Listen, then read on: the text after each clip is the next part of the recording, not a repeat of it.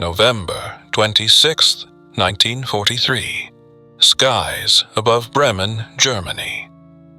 The pencil shook slightly as Major Francis Gabreski recorded the moment in his logbook after landing. Words that would have seemed impossible just 8 months earlier, when experienced RAF pilots had openly questioned whether the massive Republic P-47 Thunderbolt could survive against nimble German fighters. The Luftwaffe will learn to fear the dive. We have discovered something they cannot match. Through the frost-covered canopy at 28,000 feet, he had just watched his squadron execute a maneuver that contradicted every assumption about aerial combat doctrine learned from the First World War.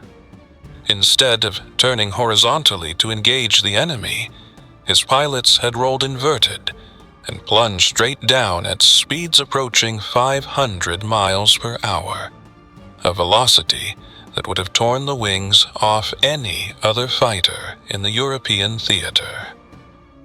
The Messerschmitt Bf-110s never saw danger approaching from directly above. One moment, they were climbing confidently toward the vulnerable Boeing B's flying fortresses, and the next moment, 8 Browning 50 caliber machine guns were pouring fire into their fuselages from a fighter that appeared out of the sun like a thunderbolt from Zeus himself. The mathematics of aerial supremacy were being rewritten, not in turning radius or rate of climb, but in the physics of a nearly 4-ton fighter, achieving terminal velocity in a controlled dive, then using that accumulated kinetic energy to climb back to altitude, where thin air and turbocharging gave American pilots an insurmountable advantage. Gabreski destroyed 2 Bf-110s that day using these tactics, earning the Distinguished Service Cross for his actions protecting the bomber stream. And with that, the quiet transformation that had been gathering since spring stepped into full daylight, just as the engines ticked cool on the hard stand and the pencil left its faint groove on the log. The beginning of that transformation had a different temperature and a different sound. April 13th, 1943. Cold air on the Channel, a pale sun on aluminum, when the 56th Fighter Group launched its first combat mission, a fighter sweep over Saint-Omer in occupied France. The cockpits smelled of oil and canvas. Oxygen masks made a conversation a series of clipped syllables. The pilots were nervous, and you could hear it in the way they breathed before pushed to talk. They had trained for 8 months on the P-47 Thunderbolt, learning the switches by muscle memory and the rituals by rote, but many remained skeptical about the aircraft's combat potential. At nearly 14,000 pounds in standard combat configuration and up to 17,500 pounds with external stores, the Thunderbolt was the heaviest single-engine fighter any of us had ever seen. It outweighed the graceful Supermarine Spitfire by 4,000 pounds and dwarfed the Focke-Wulf FW-190 by 3,000. Critics called it a milk bottle, first as a joke said in mess tents and briefing rooms, later as a nickname repeated often enough to harden into habit. Detractors labeled it the 7-ton milk jug, and with time the label was trimmed to a single, blunt syllable: the jug. RAF pilots who had successfully defended Britain in quick-turning Spitfires openly wondered whether such a massive aircraft could possibly live in the same sky with experienced Luftwaffe pilots flying agile German fighters. Among the doubters was a young lieutenant named Robert Samuel Johnson, fresh from pilot training, certain that his inexperience and the jug's size would make him a casualty in his first week of combat. He didn't boast, he worried. And in that worry was the honesty of a man who knew exactly what it meant to strap on a heavy machine and go where the air thins and the horizon falls away. His personal accounts, later preserved in post-war interviews and in the memoir he would co-author with Martin Caidin, would trace a path from doubt to disciplined confidence. But in those early days, none of that was visible. What you saw then was a squadron learning to breathe in unison, learning the sound of each other's engines over the radio, learning to trust a machine that seemed too large for the dance it was asked to perform. The journey from skepticism to mastery began long before our first crossing, in a factory at Farmingdale, Long Island, where Republic Aviation assembled airframes with the great echoing patience of American industry. In those cavernous halls, under gantries and fluorescent light, the Jug's architect had sketched a new answer to an old problem. The Georgian-American engineer Alexander Kartveli, broad-shouldered, hard-working, a man who looked at constraints the way a pilot looks at fog, had designed something radically different from every other fighter then in existence. He had once joked that the P-47 was a dinosaur, but a dinosaur with good proportions. And when you stood beneath the cowl and looked up at the sheer disk of propeller, you understood what he meant. It was prehistoric in size and strangely elegant at the same time, a piece of industrial sculpture that hid its sinew under sheet metal and rivets. The P-47 was built around the Pratt & Whitney R2800 double wasp, a radial engine of 18 cylinders arranged in 2 rows, each cylinder a small chamber where fuel met fire and turned into motion. 2,000 horsepower at rated power at sea level. With water injection for combat emergencies, the output could climb to 2,300 horsepower. Muscle you could feel in the way the airframe trembled during run-up, in the deep animal growl that rolled along the runway at takeoff. Some variants, like the later P-47M, would reach even higher figures, numbers that lived on the chalkboards of crew chiefs and the edges of envelopes. But even before the refinements, the heart of the Jug was power. You did not sit in front of it so much as you sat inside its wake, wrapped in heat and sound, the propeller's spiral a kind of hypnotic geometry ahead of you. But raw power alone would not have rewritten anything over Bremen. The secret lived in the air behind the cockpit, in a labyrinth of ducts and a polished turbine that crouched like a silver heart deep in the fuselage. The turbo supercharger system, complex, heavy, and unlike anything in the lighter European fighters, became the key to everything the P-47 could achieve. Exhaust gases ran like twin rivers along both sides of the cockpit through careful ducting to drive a General Electric turbine mounted in the belly, spinning at more than 21,000 revolutions per minute at full power. The turbine compressed incoming air and sent it forward again through an intercooler system that took the heat out, increased density, and fed the engine a colder, richer breath. The result felt, still feels, revolutionary. With the turbo alive, the R2800 could produce maximum power at 27,000 feet, and up near 30,000, where the air turns thin and brittle, and most engines gasp. The Thunderbolt remained fast and strong, a big predator entirely at ease in the high blue. Up to its service ceiling, around 42,000 feet, the Jug could still work, could still keep enough in its pocket to climb, roll, and strike. Luftwaffe pilots felt it in their control sticks and in their chests. The higher the fight went, the more their machines lost the spring in their step, while the Jug, improbably, kept its shoulders squared. Of course, such capability did not come without a bill. The turbocharger's ducting and the turbine itself, the extra plumbing for intercooling, the armor that wrapped the cockpit like a shell, all of it added weight you could count in thousands of pounds. Behind the pilot sat a thick armor plate, and above it a 69-pound armored headrest, steel that bought you seconds when you needed them most. The self-sealing fuel tanks, with roughly 370 gallons internally, made the machine stubborn against leaks and flame. And then there were the guns.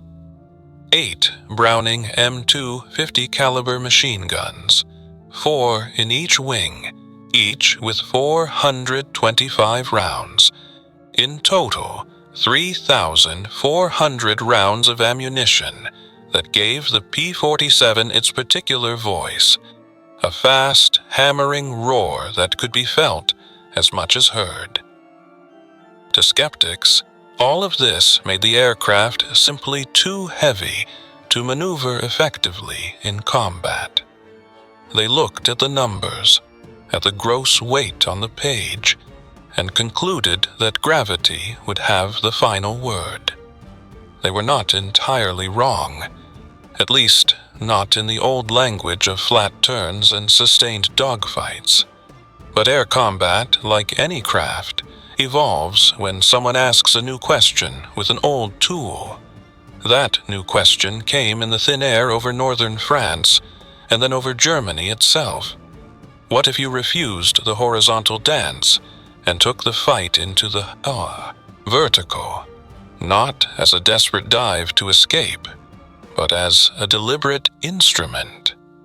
What if weight, properly handled, could be transformed into momentum, and momentum into advantage? On that November day above Bremen, the P-47 answered, beginning high, rolling cleanly to place the nose on the target, holding the dive as the airframe trembled in compressibility, and the controls grew heavier, riding the needle toward 500 miles per hour and beyond. Every second in the plunge was a study in restraint. You did not yank, you felt. You trimmed carefully, watching the altimeter unwind, watching the target grow. Then a burst, 1, 2 seconds at most, because the Jug was a gun platform that preferred certainty to spray. And after that, the climb. Nose up, throttle rich, the turbo singing, energy turning smoothly into height until the sky thinned again and the horizon returned to its proper distance. At altitude, the thin air that stole power from others remained a friend to the R-2800, and you could choose the next move with a steady hand. For those who had mocked the Jug as a milk jug, the arithmetic began to change in those weeks. The nickname did not vanish, nothing ever does in a squadron, but the tone shifted. You could hear it in ready rooms where maps lay under acetate and grease pencils. You could hear it on the line as crew chiefs buttoned panels and leaned close to listen to magnetos. The heavy fighter was proving that mass, when allied with altitude and the right machinery, could be a spear rather than an anchor. Gabreski's 2 Bf-110s brought home the point with a clarity that no speech could equal. Protecting the bomber stream was never a chess problem solved with cleverness alone. It was a physical task set in moving air.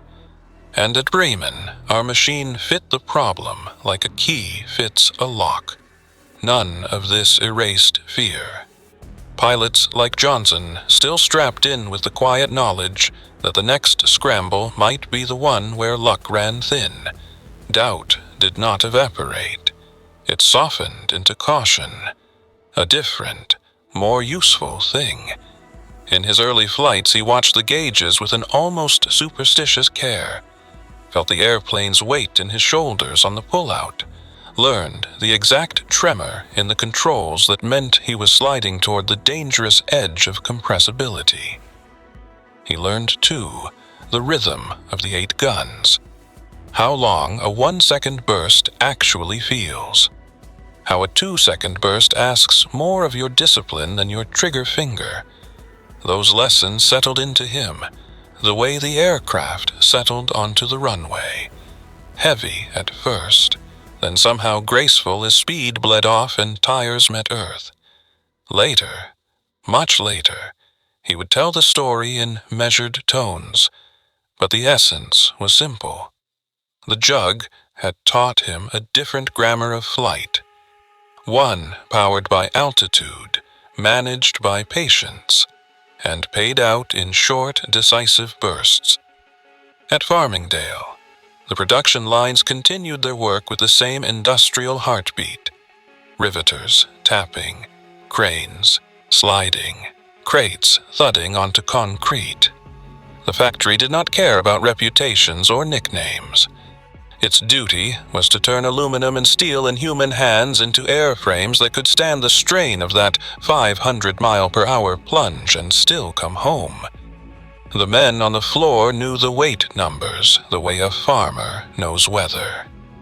They knew the armor thickness, the routing of the ducting, the shape of the turbine blades, the sequence of panels that had to be tightened before the tailwheel could kiss the ground outside. And in those details lay the quiet promise that pilots would feel later. If you handled the machine with respect, it would repay you with margins, little pockets of safety when the sky narrowed around you.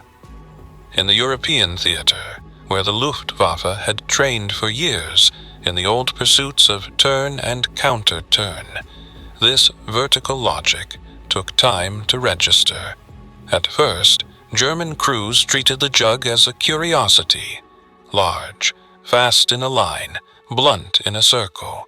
But gradually, as the months laid down their cold calendar pages, a new caution crept into their reports.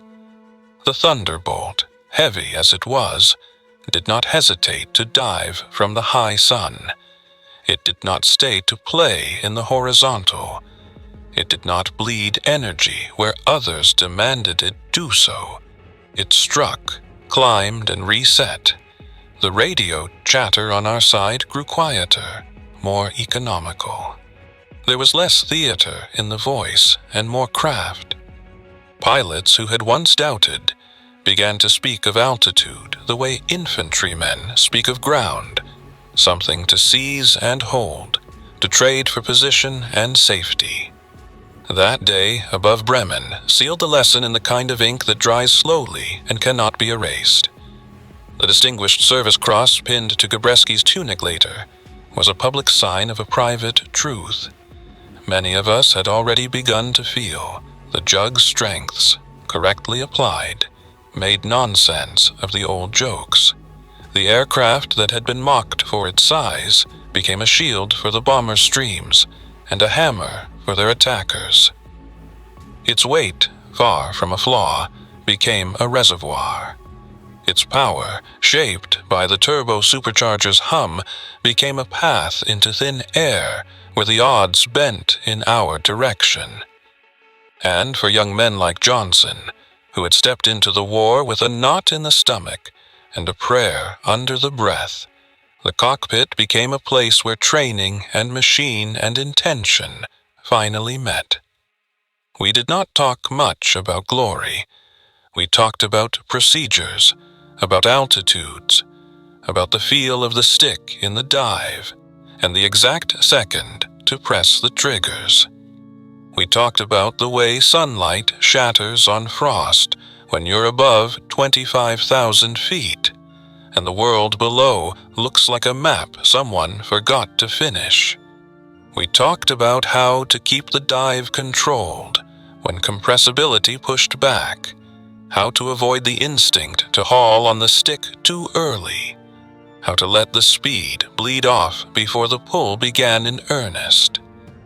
Those conversations were quieter than the ones you see in films, and they lasted longer. They were the work of living with a machine and learning the narrow margin between daring and waste. And so the log entries changed in character. Where once they had the tone of a trial, unknowns stacked on unknowns, they began to sound like a craftsperson's notes. Target found. Approach from 45 degrees. Dive from 28,000. 1 second burst. Climb to 27. The words were simple, because the work was complicated, and because in flight you learn to save breath. On the ground, the engines cooled with that familiar ticking, and the smell of hot metal drifted over taxiways. Crew chiefs counted rounds and wiped the soot from gun ports. Pilots stood a little apart from each other, staring across fields, each man measuring what had just happened against the private ledger he carried in his chest. What held all of it together, factory, field, cockpit, was the quiet idea that an aircraft is more than its measurements. Yes, the jug was heavy. Yes, she carried armor, fuel, 8 guns, and a turbine deep in her belly. But in the right hands, with the right respect for altitude and speed, she became something clean and purposeful. The skeptics had not been foolish. They had been using the wrong ruler.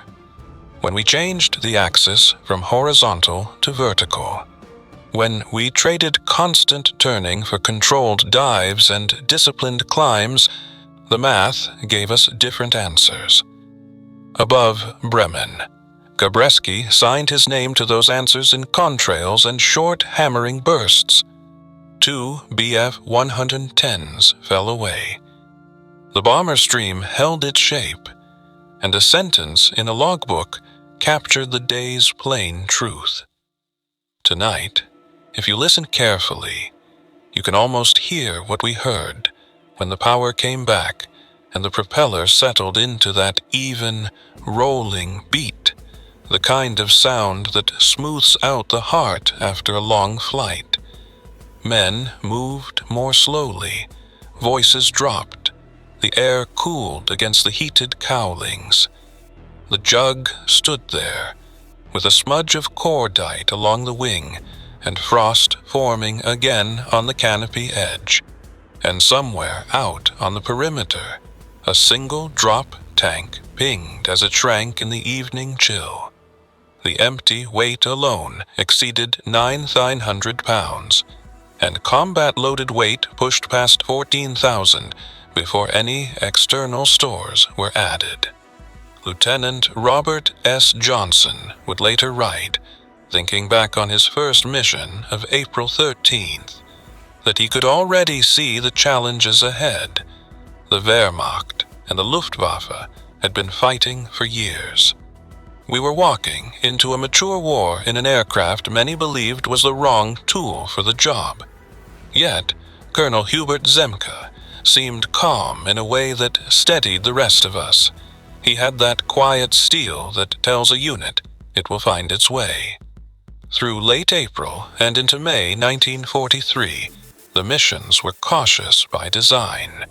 Fighter sweeps along the coast, feeling our way over estuaries and rail lines, memorizing rivers and church spires, testing oxygen systems and radios, and the way the thunderbolt settled in formation.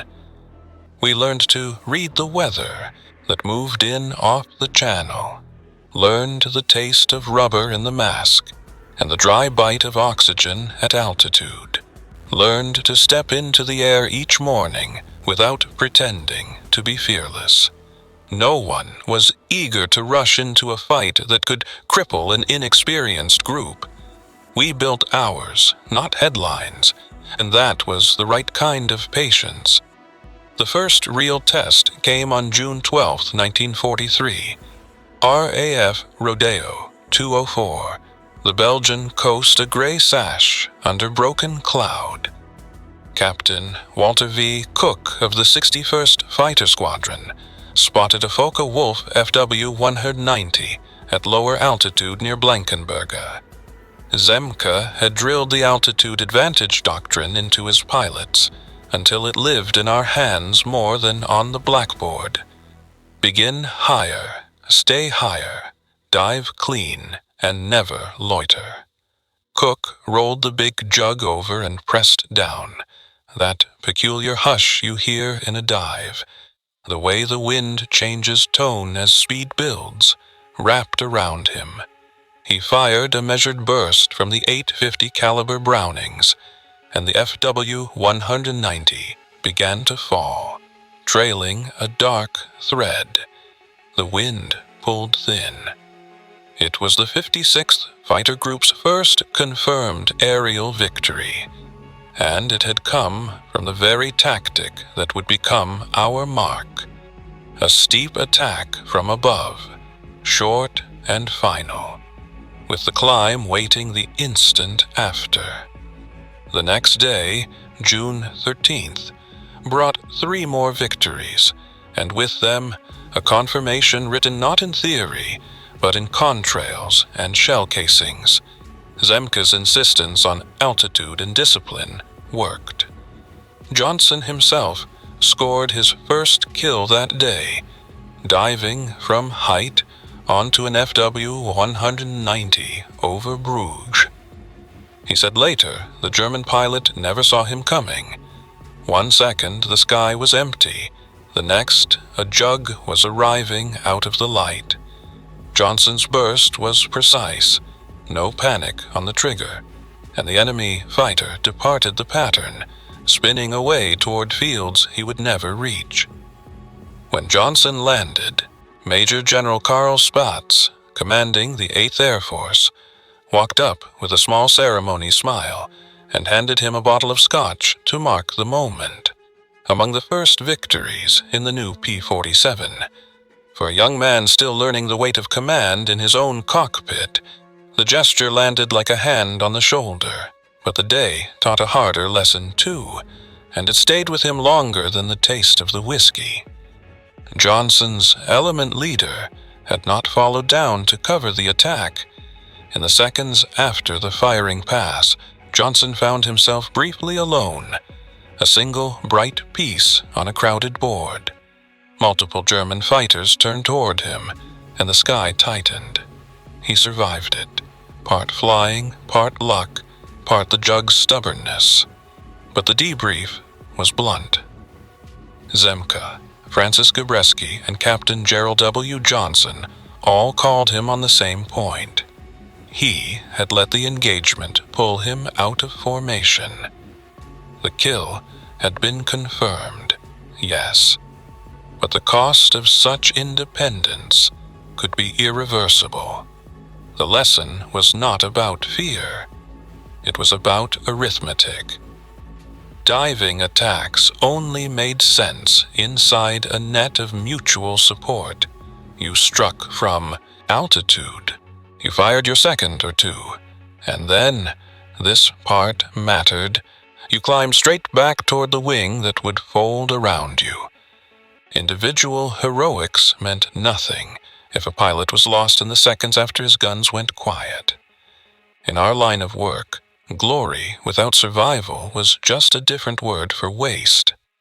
That emphasis on tactical discipline, the way a unit breathes together, was not glamorous, and yet it became the spine of everything we tried to do. Nothing in those early coastal missions, though, could have prepared the squadron for a truth first uncovered months earlier on the other side of the Atlantic.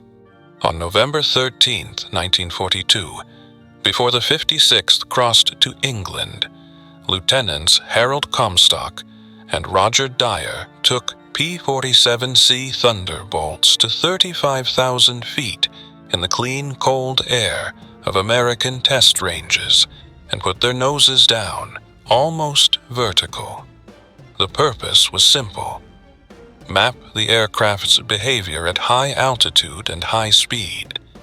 But what they found was a door that opened onto both promise and danger.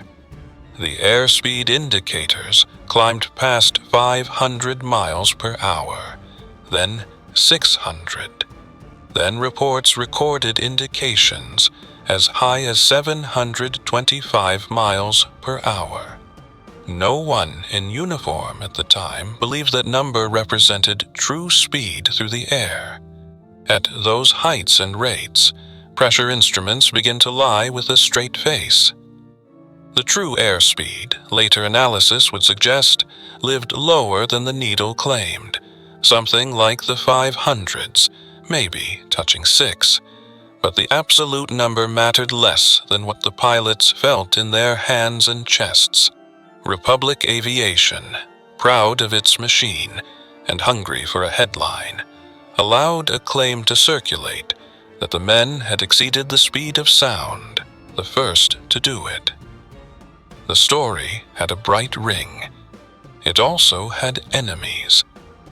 Many in the community challenged it at once, and General Henry Hap Arnold sent a telegram that ended the debate in the most practical way possible. There would be no more talk of the dive. In the years after the war, with quieter rooms and better instruments, tests would show that the highest confirmed Mach number reached by any World War II propeller-driven fighter hovered near 0.92, achieved by specially modified airframes like a razor-edged Supermarine Spitfire. The P-47s, stout as they were, almost certainly did not cross that threshold. Yet, what Comstock and Dyer learned mattered more than the legend. Beyond about 550 miles per hour indicated, especially high up, where the air is thin and tricks the senses, the Thunderbolt entered a region pilots began to call compressibility. Local airflow over parts of the wing and tail approached transonic speeds even though the aircraft itself had not. Shock began to play its quiet games. The controls stiffened, first a little, then as if the cables had been poured in resin. Normal stick inputs did not answer. You could move your hand, but the airplane did not seem to listen. The dive steepened of its own will, as if gravity had found purchase on the nose. This was not a cinematic moment with music. It was a narrowing of the world. The altimeter unwound like a spool kicked downstairs, and the horizon was no longer a line, but a suggestion somewhere beyond the forward frame. Both pilots felt the gray press in at the edges of their vision, the tunnel that comes when G-forces and fear mix. The instinct in such a moment is to fight the machine, to haul back, to trim, to do something decisive. That instinct, the tests taught, could kill you. They did recover, and from the method of that recovery came a checklist that would be taught to every P-47 pilot who strapped in afterward. The technique, later documented in the steady prose of combat reports by men like Charles D. Malden and repeated across briefings from New England to Norfolk, was deceptively simple. Keep the trim neutral, locked in. Do not chase the airplane with the trim tabs. Keep your hands on the stick and apply firm pressure, pulling but not yanking, holding rather than jerking. Fight the impulse to make big moves. Do not try to trim out the dive in thin air, because when the altitude unwinds and the air grows denser again, those trim inputs will return to you all at once like a debt collector, and the aircraft may leap into a high G pull that tears at the wings or blacks you out. In that cold, fast descent, the correct response felt like a kind of patience under pressure. You set your hands, you held the pull with both arms, and you waited for the air to thicken enough to give the elevators back their voice. Usually below 15,000 feet, sometimes higher, sometimes lower depending on the day, the stubborn numbness in the controls would begin to ease. First a hint, then a clear answer. The nose could be brought up, the dive shallowed, the horizon returned. Pilots who had never experienced it before described the sensation in nearly the same words. The airplane woke up in your hands. That procedure moved from test range lore into squadron life quickly, because our tactics demanded dives that flirted with the edge of that compressibility. We were not trying to outrun physics. We were trying to make a compact truce with it.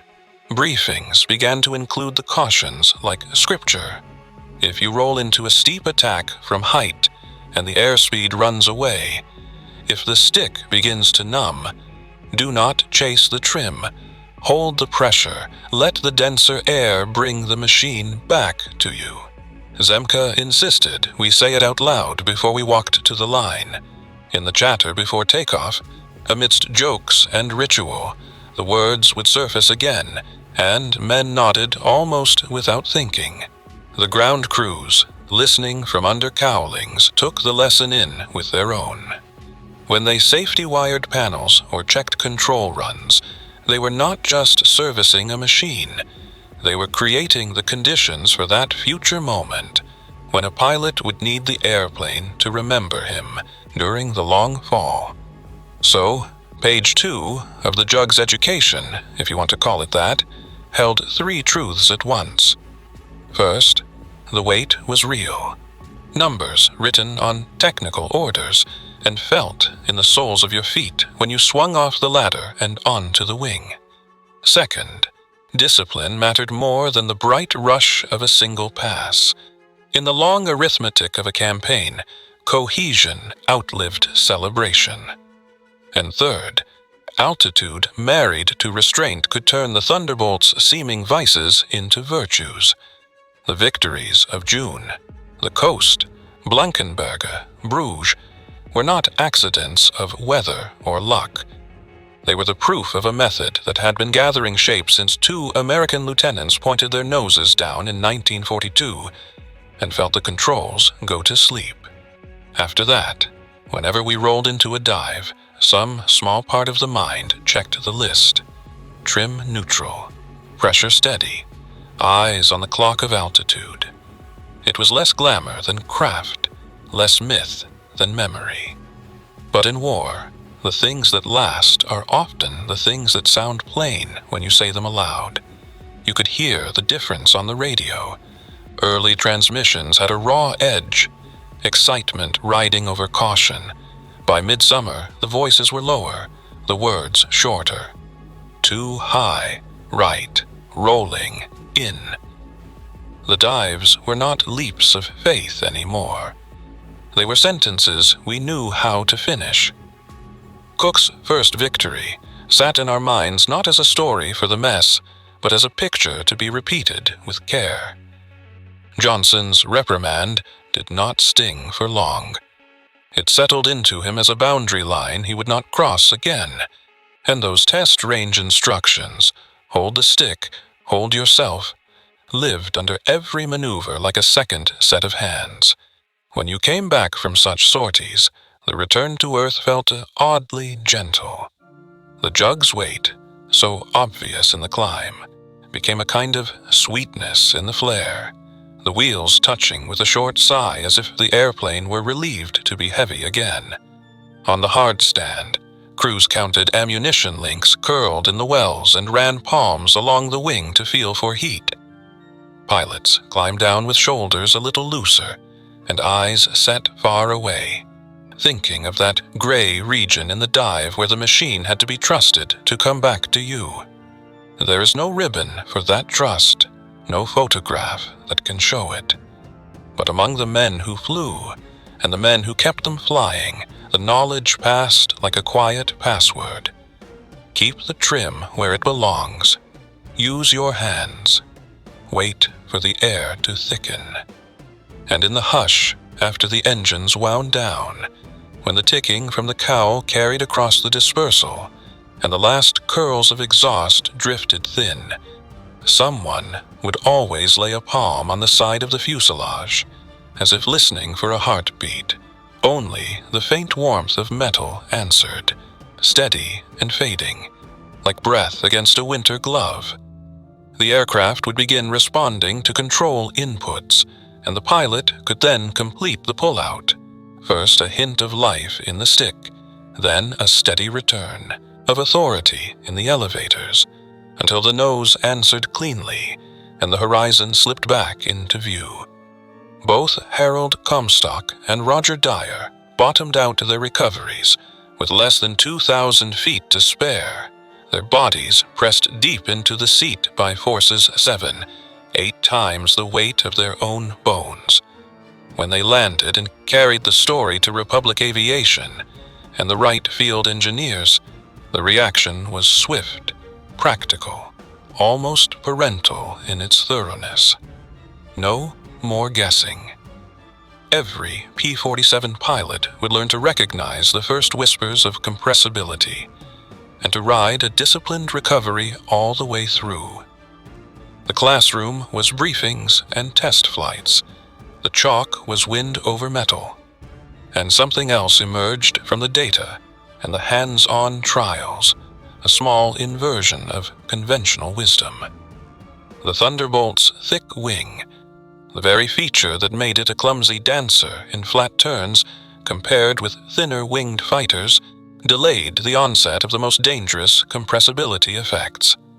In other words, the jug could go steeper and faster before the air around the wing lost its patience. It was not grace, it was reach. The P-47 could dive harder than its contemporaries and, more importantly, recover more reliably if the pilot kept his head.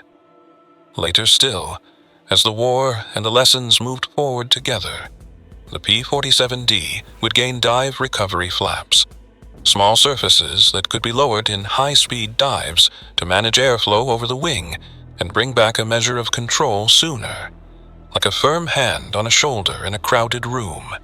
That capability would prove decisive where it mattered most, in the shifting, noisy geometry of combat. Through May and June of 1943, Colonel Hubert Zemke drilled his people without drama and without pause in the tactics that made the jug a spear instead of an anchor. Climb high, 30,000 feet or more before the rendezvous. Hold formation with the quiet spacing that lets each pilot guard the others. Do not chase to the deck, where the airplane's weight turns from ally to adversary. When the enemy appeared below, roll inverted to keep the target in sight. Pull 4, 5G to place the nose, and let gravity carry you into the dive with the throttle wide and the turbo singing. The speed that accumulated, 480 miles per hour as a matter of course, 500 or more when the air was cold and clean, made the Thunderbolt a meteor. At such closing rates, the 8 Browning 50 caliber guns became a single voice, each weapon cycling near 800 rounds per minute, a combined rate of fire on the order of 6,400 rounds a minute, more than 100 a second, so that even a 2-count burst sent a measured storm ahead of the wings. You did not linger.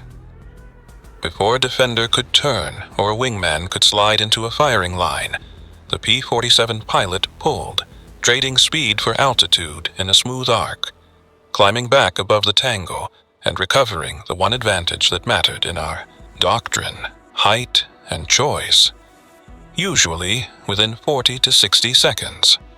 The skeptics did not vanish in a day. Many good men found it hard to abandon the old religion of twisting behind an opponent in a horizontal fight. Some asked with a wounded kind of pride, whether diving away and climbing back could really be called fighting. The answer arrived with the sort of clarity combat reserves for stubborn students. On June 26, 1943, during escort duty for B-17s returning from a strike toward Villacoublay in France, 48 P-47Cs of the 56th Fighter Group were bounced near Forges-les-Eaux by 16 Focke-Wulf FW-190s from Jagdgeschwader 26. The engagement would be costly and instructive. Lieutenant Robert S. Johnson's P-47C, Half Pint, was hit early by 20mm cannon fire. The canopy crazed and broke. Hydraulic lines let go, spraying the windscreen until forward vision turned to a smear. There was a brief, terrifying flash in the cockpit as fluid and hot surfaces argued. Then, a bitter odor that clung to the throat. Fragments from the blasts found Johnson's face, drawing blood and a shiver of confusion at the edges of his sight. Most men, most days, would have bailed out then and there. He tried. The canopy would not move. Trapped in a wounded machine with France below and the Channel somewhere beyond, Johnson did the only thing left. He lowered the nose and drove for the sea at full power. An FW-190 slid in behind him, methodical as a metronome, and fired again and again into the already battered jug. More hits, more holes, a rain of metal sounds along the wings and fuselage. Then the German, ammunition likely spent, pulled alongside, close enough for Johnson to see the other pilot's eyes, offered a small salute, and broke away. Whether that gesture was respect or simply the acknowledgement of a finished job, Johnson never knew. War does not footnote these moments. What he did know was that the Pratt & Whitney R-2800 ahead of him kept running, ragged in tone but steady in duty, and that the airframe, with its thick spars and redundant lines, held together despite abuse that would have unstitched a lighter machine. He nursed the jug across the channel, found RAF Manston, the emergency field with the long, forgiving runway, and, with almost no forward view through the fluid-coated screen, sat Half Pint down, neat as a signature.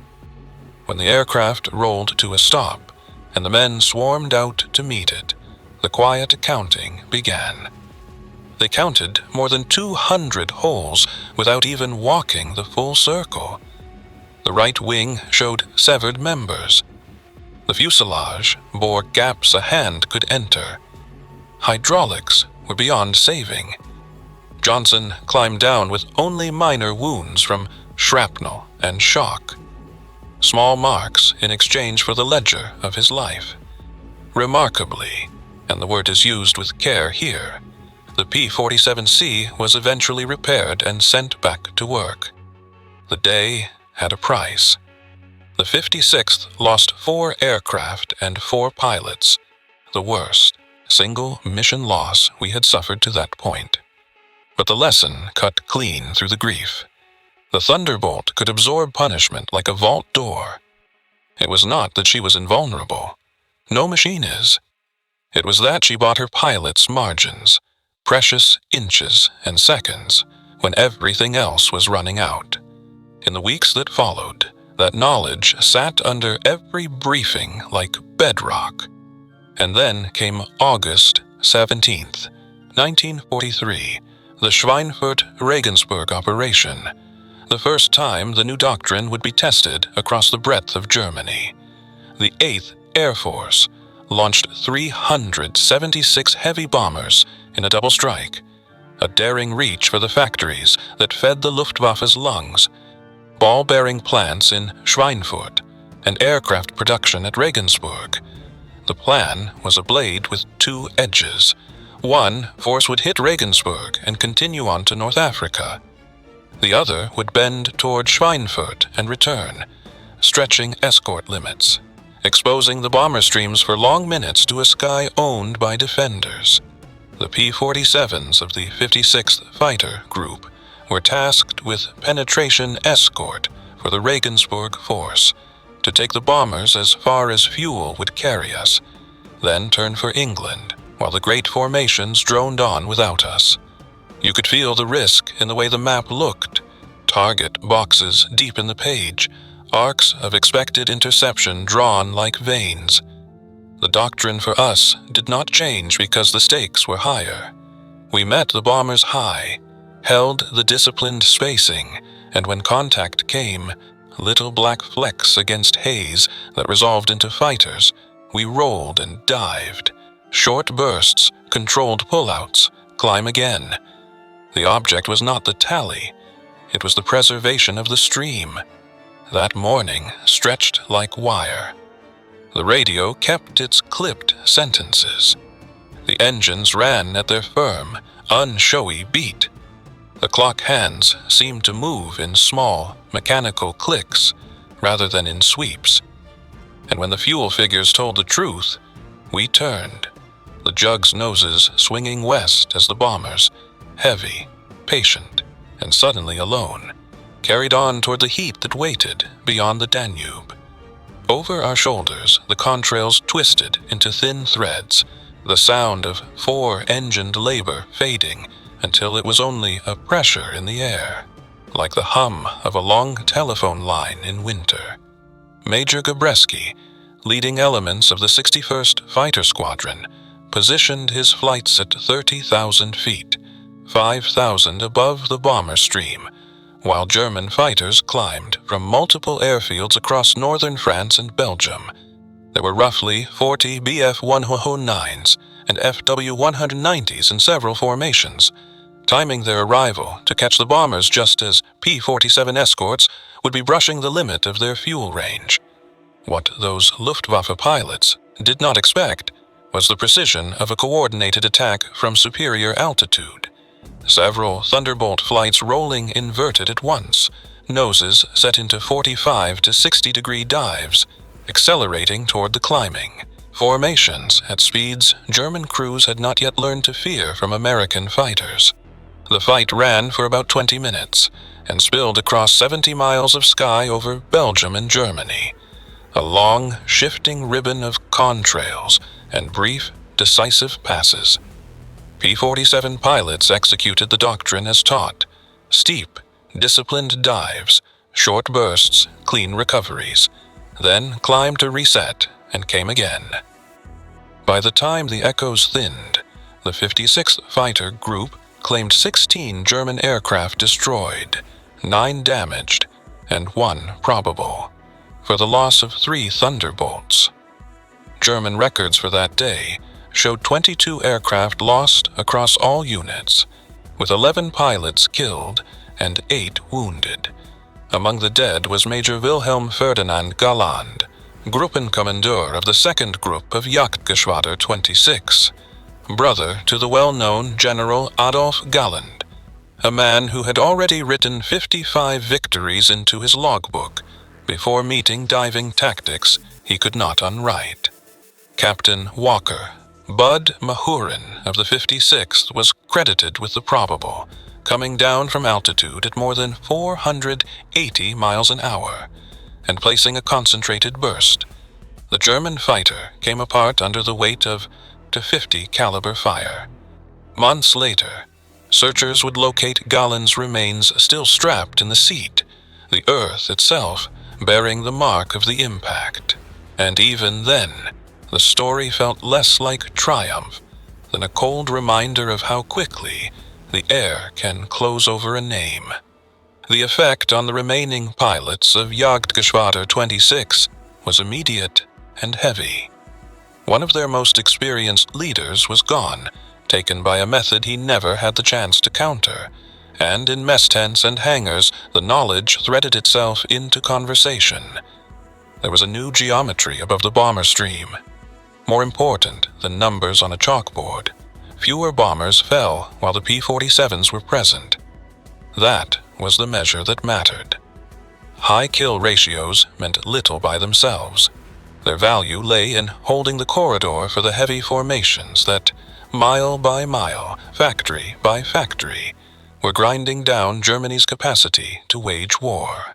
October 1943 became the month when P-47 boom and zoom matured into a practiced language spoken clearly in the cold air, and the results read like something no one would have believed 6 months earlier. The missions that month showed what correct doctrine in trained hands could do.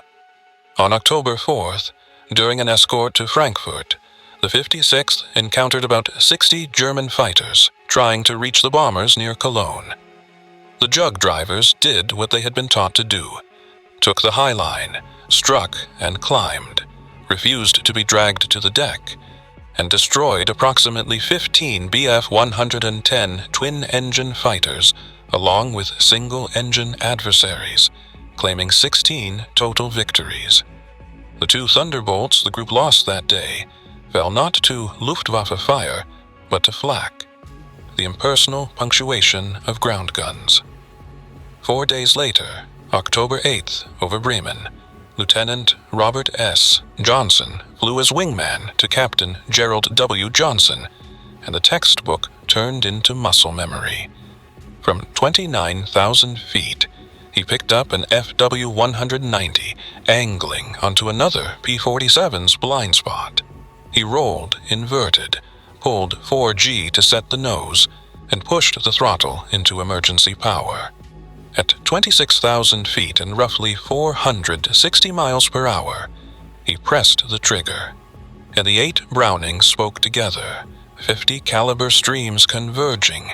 He saw pieces flick from the FW-190 skin, a stuttering metallic peal. Then the German fighter rolled away and fell, the sky above it suddenly empty. Johnson did not wait to admire the result. He pulled hard but clean, rode the stored energy into a zoom climb, gained 3,000 feet in under half a minute, and slid back into position to cover others in less than a minute, 50 seconds from roll-in to recovered altitude. That, in essence, was the doctrine distilled. Strike once with decision, reclaim the height, and be useful again before the air has time to harden against you. 2 days later, October 10th, over Münster, the air turned crowded.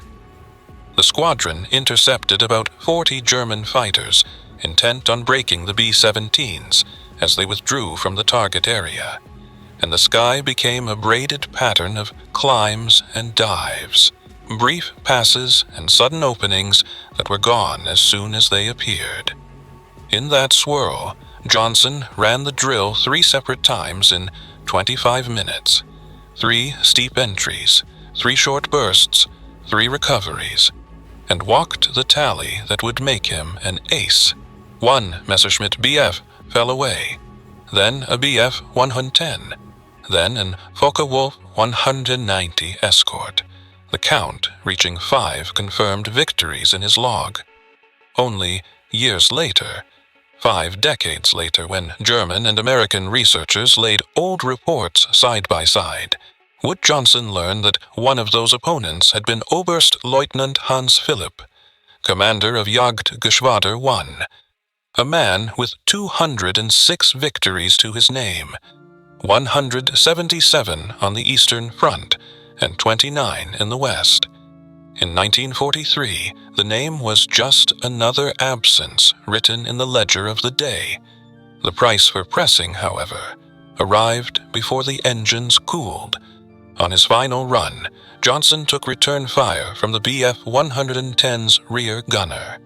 20mm rounds crossed his right wing and fuselage, the hydraulics going slack, control surfaces answering with a lag that felt like distance. He brought the machine home anyway, by instinct, by training, by the jug's stubborn structure, and the lesson, once again, was not glamorous. The Thunderbolt was a guardian first, and a duelist second. Its gifts were altitude and patience, and the strange grace of a heavy airplane that keeps its promises if you keep yours. For Gabreski's men, and for every crew chief who ran a hand along a warm wing at dusk, that month fixed the doctrine into habit. You don't trade height for hope. You don't chase to the deck for pride. You don't linger on a firing pass when the job is to keep the corridor open.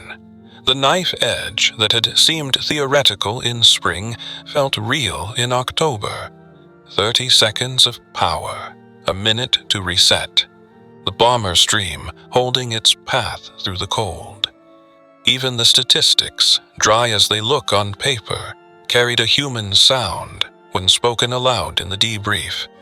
A handful of fighters lost. A long list of adversaries driven off or down, and a bomber formation that counted more ships home than the planners had feared. In ready rooms, knees touched maps, cups stood cooling beside ashtrays, and men traced the morning's path with the tips of their fingers. This roll-in, that climb, the place near Cologne where the BF 1110s seemed to bunch. The moment north of Bremen when the air went strangely smooth just before the burst.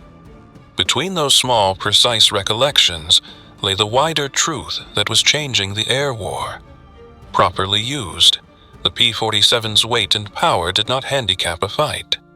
They set the terms of one. You could feel the shift in the radio traffic. Less talk, more timing. You could see it in the bomber losses during the windows of escort. Numbers that bent downward when the jugs rode herd above, and in the quiet after engines wound down, you could sense it in how men moved. Fewer quick gestures, more measured nods, as if the entire group had settled into a gait that matched the aircraft they flew. That is what doctrine looks like when it stops being theory. It becomes the way a unit breathes. The names on these pages, Gabreski, Mahurin, Johnson, Galland, Philip, are not just entries in competing ledgers. They are the voices inside a single, hard lesson. Altitude given freely is fortune thrown away. Discipline is not a constraint, but a lifeline.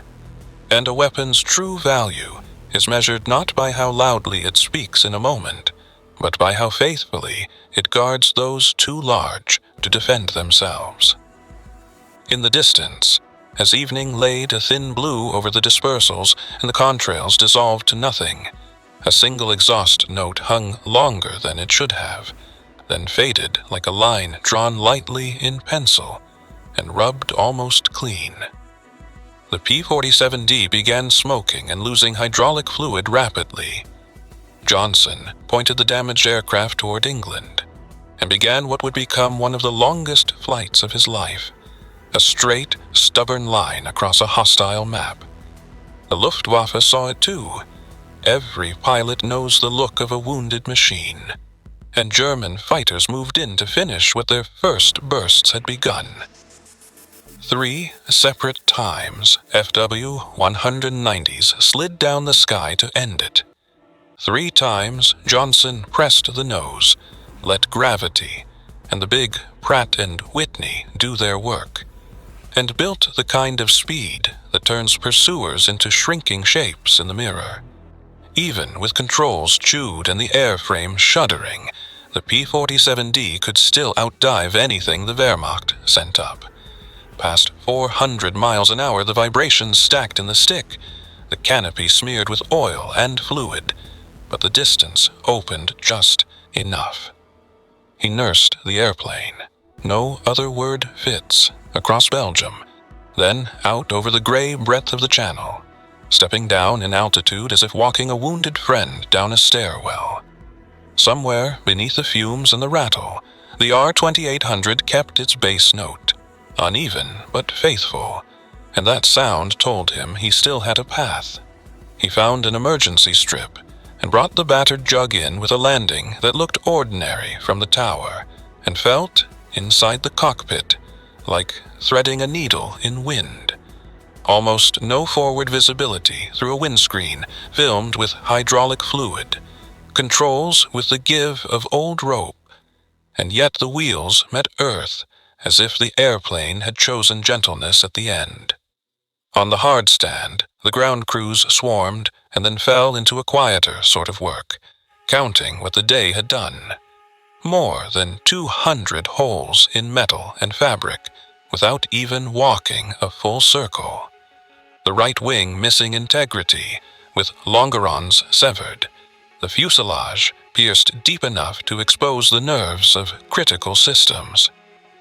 The miracle, if you want to use that word, had a mechanical face. The massive double wasp had kept running smoothly enough, losing only 1 or 2 of its 18 cylinders. The airframe, thick-spined and redundantly plumbed, had stayed whole when a lighter fighter might have come apart in the slipstream. Johnson walked away with only minor cuts and a pounding heart, and after weeks of careful hands and spare parts, that same P-47D rolled back to the line as if the sky owed it a rematch. Those October 1943 sorties taught us something as important as the celebrated dives themselves. The Jug was not just an offensive instrument. Dives at high speed, short bursts, clean recoveries. It was also a shelter, a piece of American industry turned into survivability, armor where it mattered, systems doubled where they could be, structure sized for abuse rather than for parades. A pilot could strike hard because he could believe, with reasonable faith, that if he were struck in return, the machine might still bring him home. That kind of confidence does not turn men reckless. It steadies their hands, and steady hands produce better results. By November 1943, the 56th Fighter Group's way of thinking was no longer a curiosity inside the 8th Air Force. It was a grammar other P-47 outfits began to speak fluently. We taught ourselves to think vertically rather than horizontally, because altitude is life, speed is survival, and discipline, quiet, unshowy discipline, is victory. Never chase an enemy down to the deck unless bomber protection forces your hand. Never turn when you can dive. Never fight fair when you can attack with overwhelming advantage from a place the other man cannot reach in time. Stripped of romance, that was the doctrine, and the numbers that followed it tell their own story. From June through December 1943, as pilots seasoned and procedures hardened, the 56th's kills to losses in air-to-air combat moved toward 11-1. Include the ordinary taxes of war, mechanical failures, weather, flak, and the ratio still sat above 5-1. In those engagements where altitude discipline held and diving attack doctrine was followed to the letter, the figures went higher, 15-1, even approaching 20-1 under ideal conditions. That is not magic. That is physics applied with patience.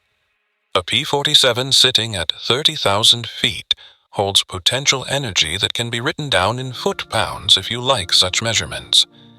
Dive from 30 to 20,000, and that stored height unwinds into speed, 500 miles per hour in the right air, sometimes more.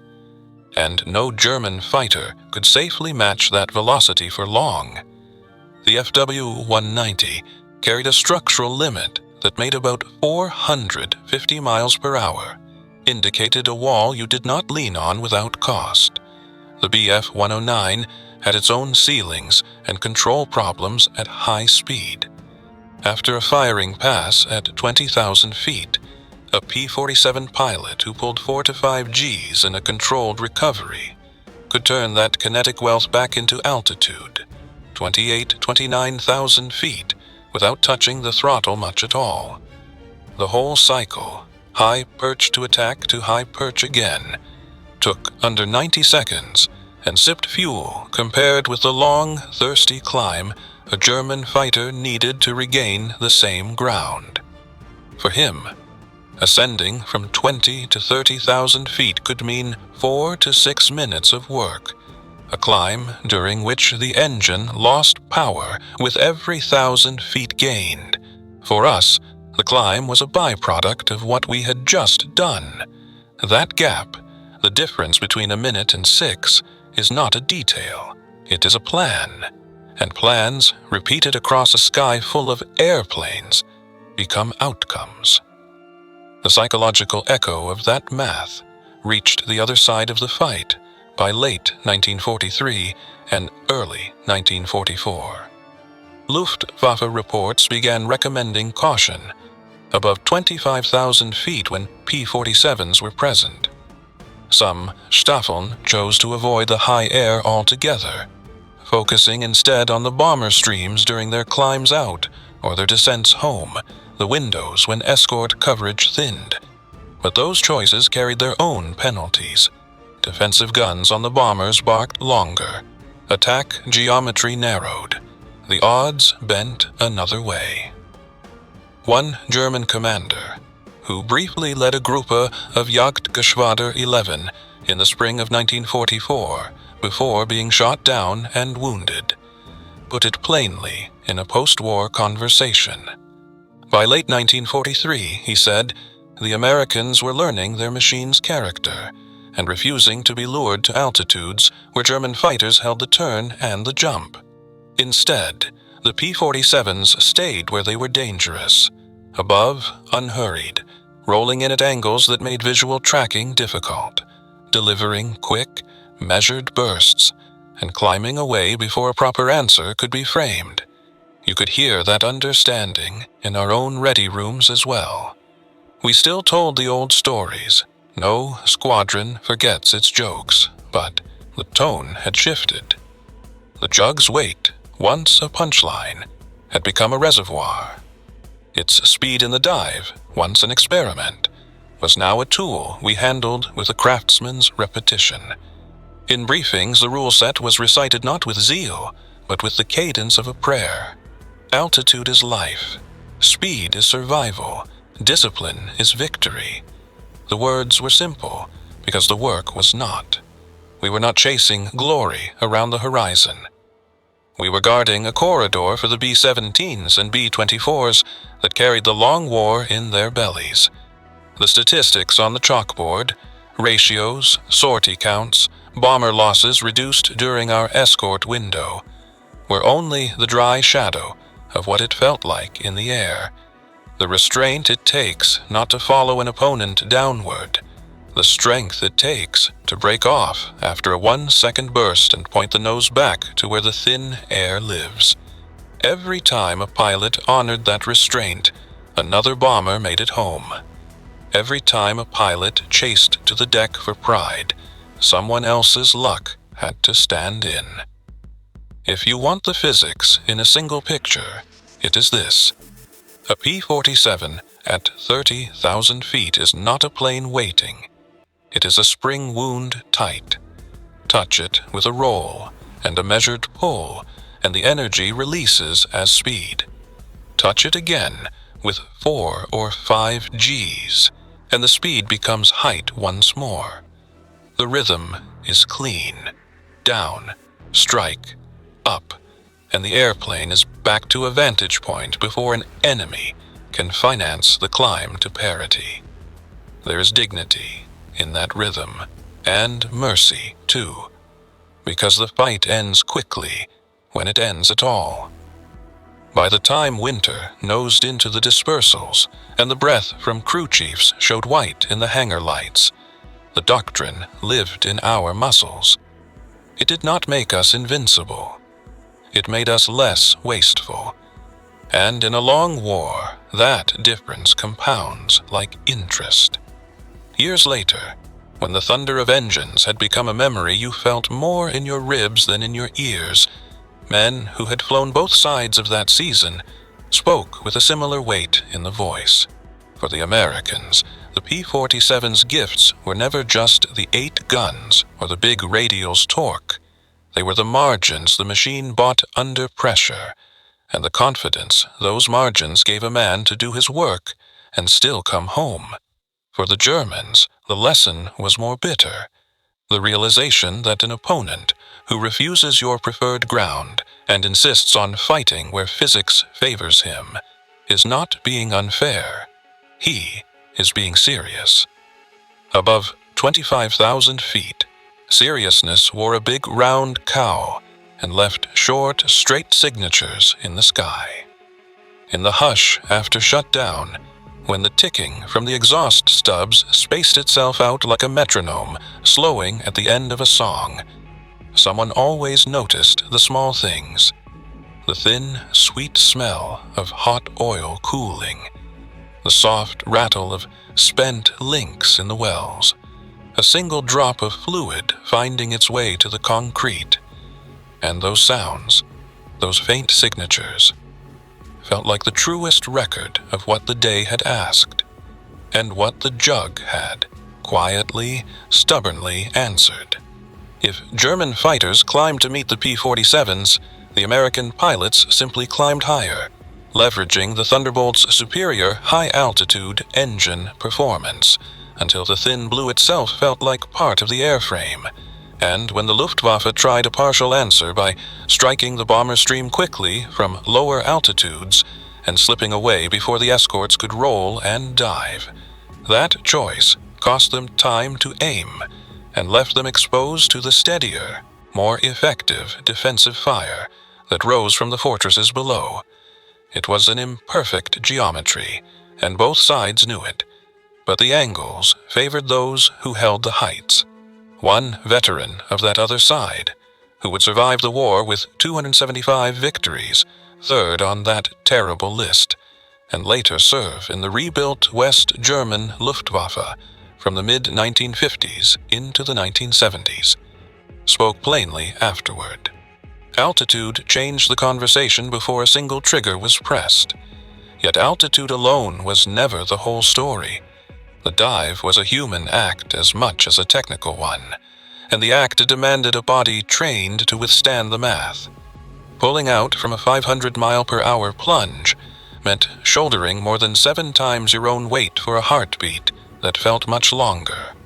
Blood draining toward the legs, vision narrowing to a tunneled gray. The world reduced to the trembling of the stick and the thrum of the Pratt & Whitney R2800 at the edge of its song. Some pilots slipped under, briefly at the bottom, blackout brushing them like a quick hand over the eyes, only to surface as the aircraft, stubborn and honest, began its natural recovery.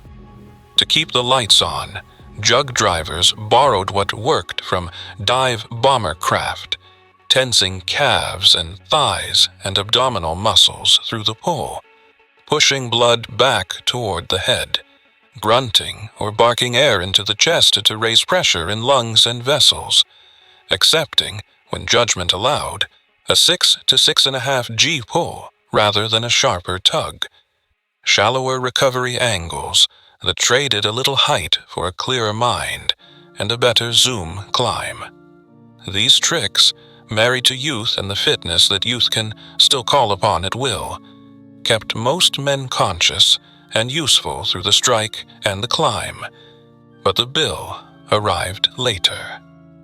Fly 2, 3 high-intensity missions in a day, and you came back to the dispersal wrung out, the body humming with a tiredness that sleep would not fully cure. Eyes ached from the pressure, spines complained from compression under repeated pulls, and men once cheerful about the bounce in their step learned to rise from chairs carefully as winter crept into 1943, and the campaign hardened. January 11th, 1944, an escort deep into central Germany, ashes lean on the board, brought that truth home. The 56th Fighter Group met over 100 German fighters, all drawn by the same target, and the engagement ran close to an hour, spilling across 150 miles of German airspace. Major Francis Gabreski, now the group's operations officer, led from 29,000 feet and wrote a day into his log that no one in the room would forget. 6 separate diving attacks in that single extended fight, 3 enemy aircraft destroyed, and 2 more damaged by his hand. The rest of the formation pressing and resetting in the long rhythm the doctrine demanded. He would describe it later as the most intense hour he had lived in a P-47, Thunderbolts and Luftwaffe machines mixing in a cold, roiling pattern that ate fuel by the thousands of gallons and ammunition by the thousands of rounds, until even the clocks seemed tired. When the radio quieted and the last engines cooled, the numbers told one part of the tale. The 56th claimed 22 German fighters destroyed, for the loss of 4 jugs, 3 to enemy action, and 1 to mechanical failure, roughly 5.5 to 1 in the ledger for the day, a hair under the group's running average, and still a figure that would have sounded like fiction a year before. But the more important measure sat in another column altogether. During the window when P-47 escorts rode above the formation, only 5 B-17s were shot down, far fewer than planners had braced for, and that margin, that handful of heavy bombers brought home through the roughest hour, was what the doctrine had been written to protect. February arrived with a different weight of intent. Operation Argument, what the men called Big Week, ran 6 days from the 20th through the 25th, a series of maximum effort strikes that sent more than 3,000 heavy bomber sorties against the Luftwaffe's own lungs. Plants and lines and workshops that turned alloy and fuel and human hands into fighters. The response from the defenders was absolute. Every unit that could fly flew. The 56th shouldered 16 major missions through Big Week, and in the days immediately after, logging more hours under fire than any other fighter group. And by then, the craft was no longer a fresh language. Pilots had hundreds of combat hours. The dive recovery habits lived in tendons and breath. The roll-in and 1-second burst were answers rather than questions. While across from them, more and more German pilots wore new faces, men whose training had been shortened by necessity, and whose confidence had to be borrowed from the sound of the leader's voice. The results were as lopsided as they were hard-won.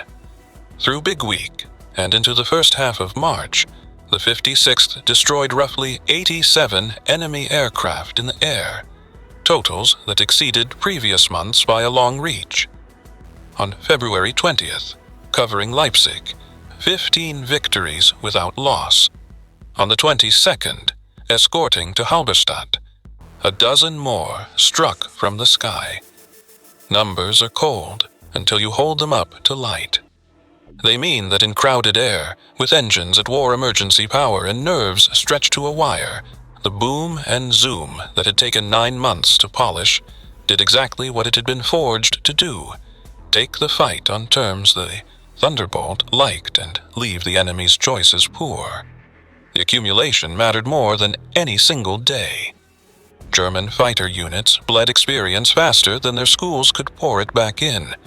Aces were irreplaceable, not because the scoreboard worships tallies, but because judgment is a slow-growing crop, and the front consumed it at harvest speed. New pilots were posted to operational Staffeln with less than 50 hours in type.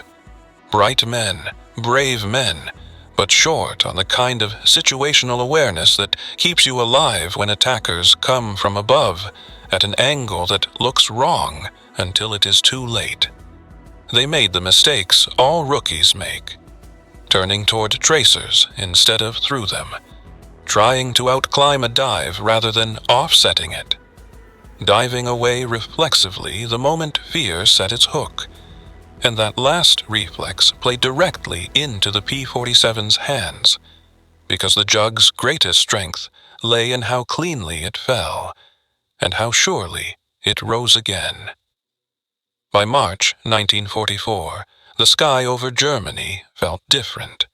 Air superiority is not a switch, it is a slope, and by then we were walking down it. German fighters still came up, No one working a dispersal at dawn could mistake the will in those routines, but they came in smaller numbers, with less of the swagger that had once animated their climbs, and they were slower to take the bait of a fight at altitude. On March 6, 1944, the 56th Fighter Group rode herd on bombers all the way to Berlin and back without meeting a single German fighter willing to commit at high altitude. The silence wasn't complete. Flak still wrote its dark punctuation in the sky, and somewhere out in the haze a patrol would turn and watch and measure. But the old certainty, the rush to claim the high blue, had thinned. Those who had to make the decision had learned, painfully and honestly, that engaging P-47s above 25,000 feet was nearly a bargain you could not win. And even when pride ached, prudence held the line. For the men in our cockpits, the change registered less as triumph than as a lifting of the pressure on the chest. It meant the escorts could do what they were sent to do, without tearing themselves apart on every sortie. And it meant the bomber crews could count on a corridor of relative order for a few more minutes each way. None of that erased the strain written into the body by the dive itself. The pullout still demanded the same breath, short, forced, a grunt squeezed into the mask that set the ribs singing, the same tightness in the thighs, the same careful tallying of G's on the clock of muscle and bone. The radio still carried the same clipped phrases because extra words were a luxury at speed. Crew chiefs still counted holes on return, laid hands on warm cowlings, and listened to the tick, tick, tick of cooling metal, as if the engines had hearts that needed steadying. But somewhere under the repetition lived a calmer conviction. The doctrine was sound, the aircraft trustworthy, the arithmetic of altitude and speed true enough to bet one's life on again tomorrow. And that is how a war changes, by men doing one right thing then another, until the change is not a headline but a weather pattern. If the Luftwaffe climbed, we climbed. If they tried to knife the stream from below and run, we rolled and dropped and made their window narrow. If they stayed away from the high air, we held it without swagger, because the job was not to chase a fight down to the deck, but to guard the path for the ships that carried the heavy work. By the end of that winter's run, the lesson felt like something written into the bones. Altitude, speed, discipline. The words were plain, and the work was not. And on nights when the wind cut across the field and the lamps flickered, the only proof you needed that the day had gone our way was this. High overhead, the contrails laid a pale lattice across the dark, and then, one by one, thinned into silence, until all that remained was the faint, even ticking from a line of cooling engines, like a row of watches winding down, steady, patient, and sure. Suicidal. P-47 pilots began transitioning increasingly to fighter-bomber missions, carrying 500 or 1,000-pound bombs and high-velocity aircraft rockets to attack ground targets. Even in that new role, the dive remained the hinge on which everything turned. Thunderbolts would loiter high, above 25,000 feet, where the air thins and the engine still breathes well, circling until the right shape on the earth declared itself. A locomotive repair shed with its long-ribbed roof, a knot of trucks strung like beads along a road, a dispersed airfield whose taxiways drew gray lines across farmland. Then the roll-in, steep, uncompromising, 60 degrees or more, nose down with the horizon sliding to a tilted sliver, throttle set, prop biting, and the altimeter unwinding with the dry insistence you felt in your teeth. Ordnance went light and clean from 4 to 6,000 feet, bomb racks kicking free, rocket rails emptying with a brief, bright punctuation. And before the gunners below could walk their sights onto that falling shape, the pilot was already easing the pull, feeling the G-load build like a tide in the legs and turning speed back into height. The same climb that had always been the Jug's answer. The physics that made the P-47 a brutal problem for the Luftwaffe in air-to-air combat made it, in this phase, an exacting tool against the Reich's arteries and joints. It was still the old conversation: altitude, speed, discipline. Only the target had changed. And across those months, the discipline held. Lieutenant Colonel Francis Gabreski, who would become the highest-scoring American ace in the European theater, marked his final aerial victory on July 5, 1944. 28 confirmed in the book. Every one of them won in a P-47 with the 56th Fighter Group. 15 days later, July 20th, the Ledger took its fee. Strafing Basenheim at Tad, low altitude. Too low for comfort, too low for a mistake. His Thunderbolt kissed ground. The propeller bit dirt, and the machine could do nothing but slide toward its end. He crash-landed in territory held by the Wehrmacht, was captured, and spent the war's last 9 months as a prisoner. In the years after, when the noise had softened and questions came with more patience, he gave the credit where it belonged. The diving attack doctrine that Colonel Hubert Zemke had drilled into the 56th was not fashion. It was the frame on which their success had been hung.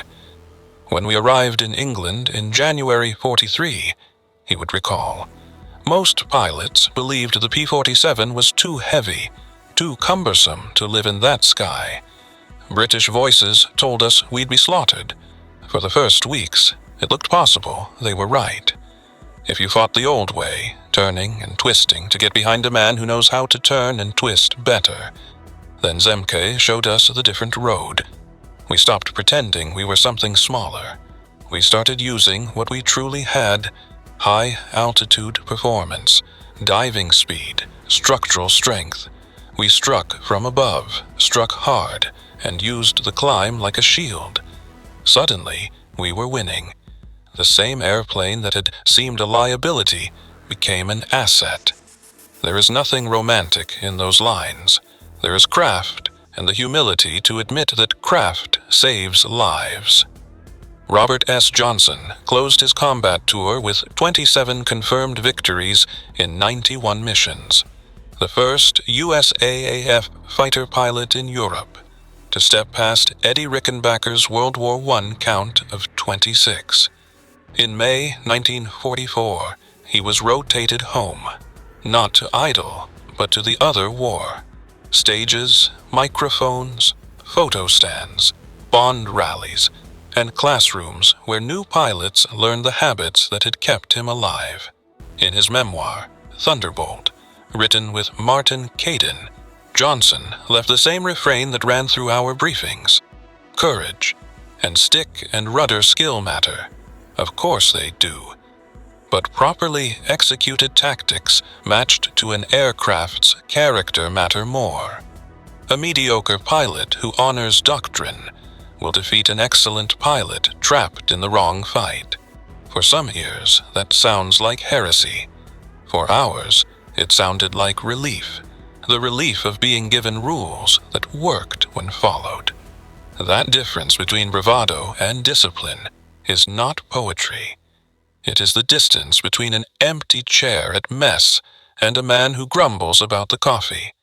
The final accounting of the 56th Fighter Group's work puts numbers to what we felt in our bones.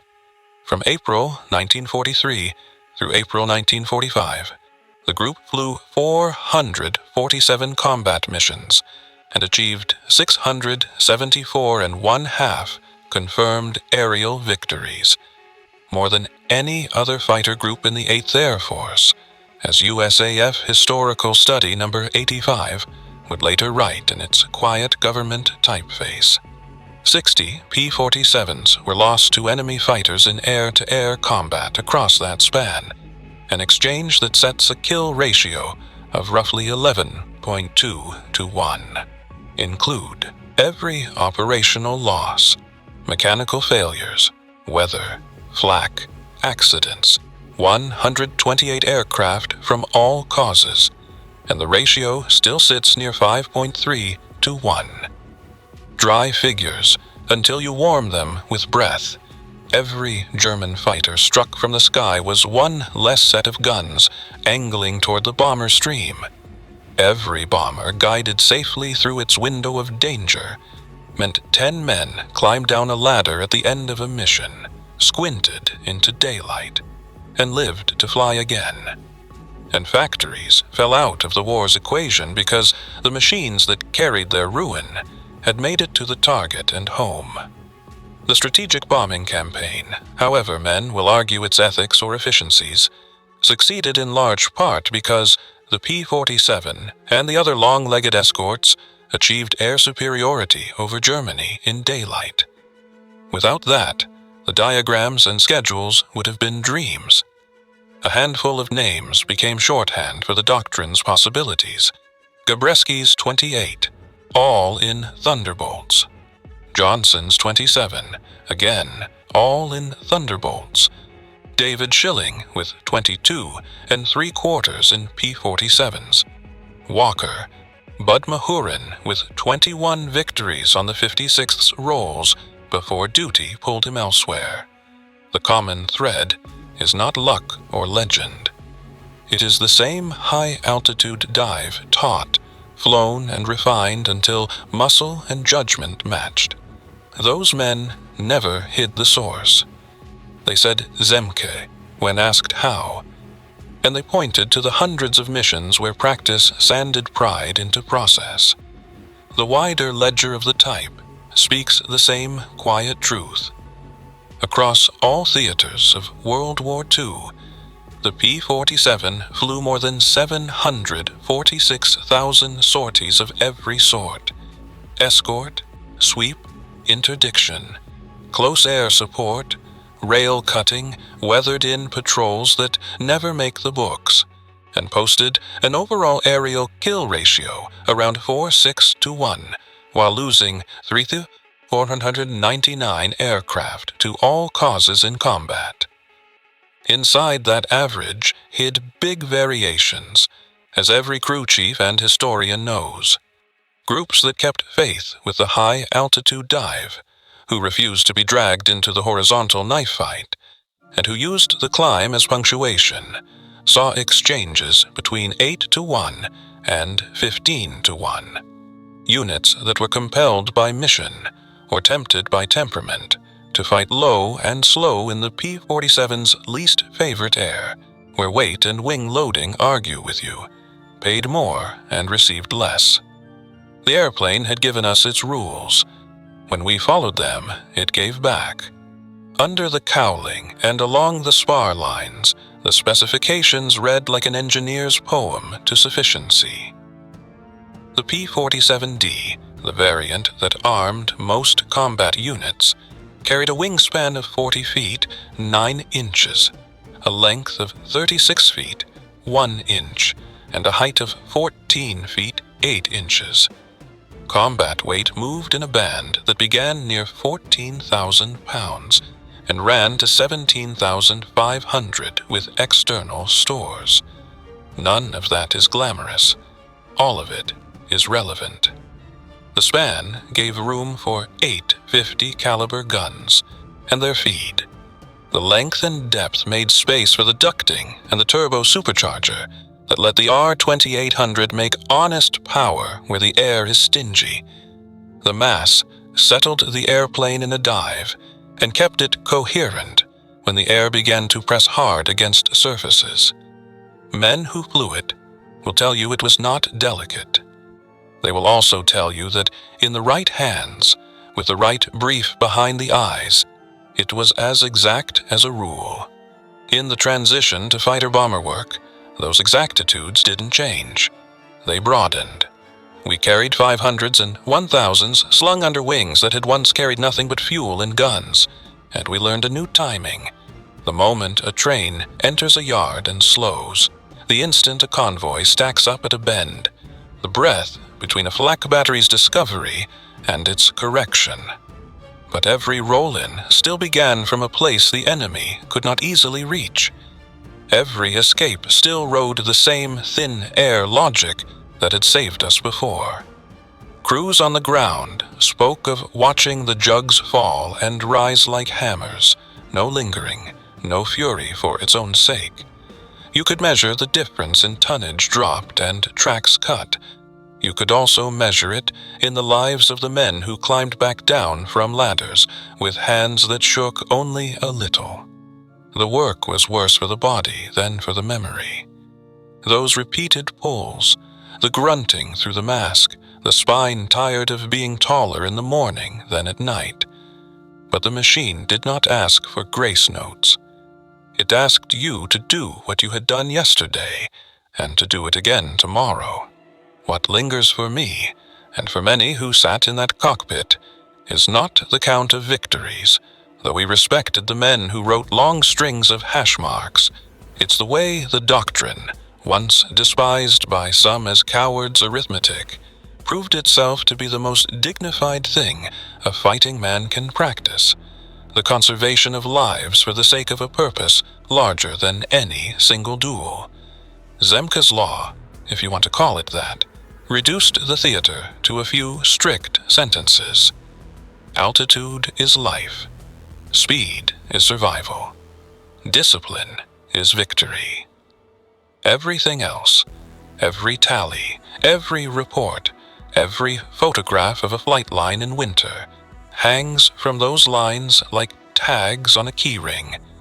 And if you're tempted to say it was easy once learned, remember the pages where it cost men we admired.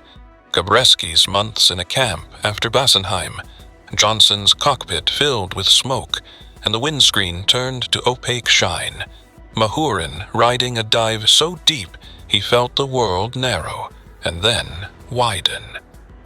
None of us lived a clean myth. We lived a practice. So page 7, if you'll let me call it that, sets down the finish of an arc that began on cold days over the Channel, when people laughed at the jug. The laughter stopped because men stopped trying to make the airplane something it was not, and started using it as it had been drawn. A machine that falls straight and true, hits hard in a second, and climbs back to a place where the horizon turns honest again. The statistics and the names are one way to tell it. Another way is quieter. In a late summer dusk, the field goes lavender. Crew chiefs wipe their hands on rags gone dark with oil. A pilot lingers at the trailing edge of a wing, pressing his palm to metal still warm from work. And under his hand, as the heat bleeds away, the skin gives back a faint ticking, soft, regular, patient, as if the airplane itself were breathing out the last of the day. Maximum speed reached 433 km at 30,000 feet, and the figure mattered less as a boast than as a promise. At that height, the thunderbolt could choose the fight or refuse it, could fall like a weight through clear winter air, and then climb again on the strength of its own breath. Rate of climb stood at approximately 2,700 feet per minute at sea level, and in a reversal that surprised newcomers, the climb often felt more eager higher up, because the turbocharger kept feeding the engine dense air, even where lungs begin to argue. The service ceiling, 42,000 feet, was a line most men only visited, but its existence meant there was always more room above, a little more blue to work with when the sky turned difficult. With external tanks fitted, combat radius reached roughly 460 miles, enough to reach deep into central Germany and still hold something in reserve for the return. And that distance, more than any one statistic, explains why the bomber streams began to feel guarded rather than hunted. The armament layout was plain and unapologetic. 8 Browning M2 50 caliber machine guns, 4 in each wing with 425 rounds per gun, 3,400 in total, giving, on paper, about 30 seconds of continuous fire. In practice, nobody sensible held the trigger that long, so we spoke in bursts of 1 to 3 seconds.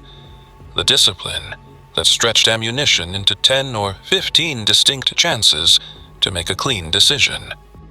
The 50 caliber round itself, about 1 ounces, with armor-piercing incendiary characteristics, did the impolite work of war at ranges beyond 500 yards, reaching through aluminum skins, touching engines, splitting fuel cells that didn't seal, and in cruel minutes ending the ambitions of pilots who had woken that morning with the same prayers as ours.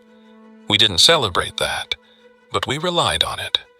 Up front, the Pratt & Whitney R2800-59 engine in standard P-47D models displaced a bellowing sea of cubic inches across 18 cylinders, arranged in 2 concentric rows of 9. At rated power, the engine made 2,000 horsepower at 1,200 RPM, and with water methanol injection, war emergency power for 5 minutes. If you were honest about the clock, output climbed to a fierce 200 to 300 horsepower. That was torque you could feel in your shoulder blades on takeoff, a heavy, confident shove that didn't ask for your faith so much as it made faith unnecessary. A 4-blade Curtiss electric propeller, 12 feet 2 inches of arc, absorbed that power and turned it into thrust at high speed.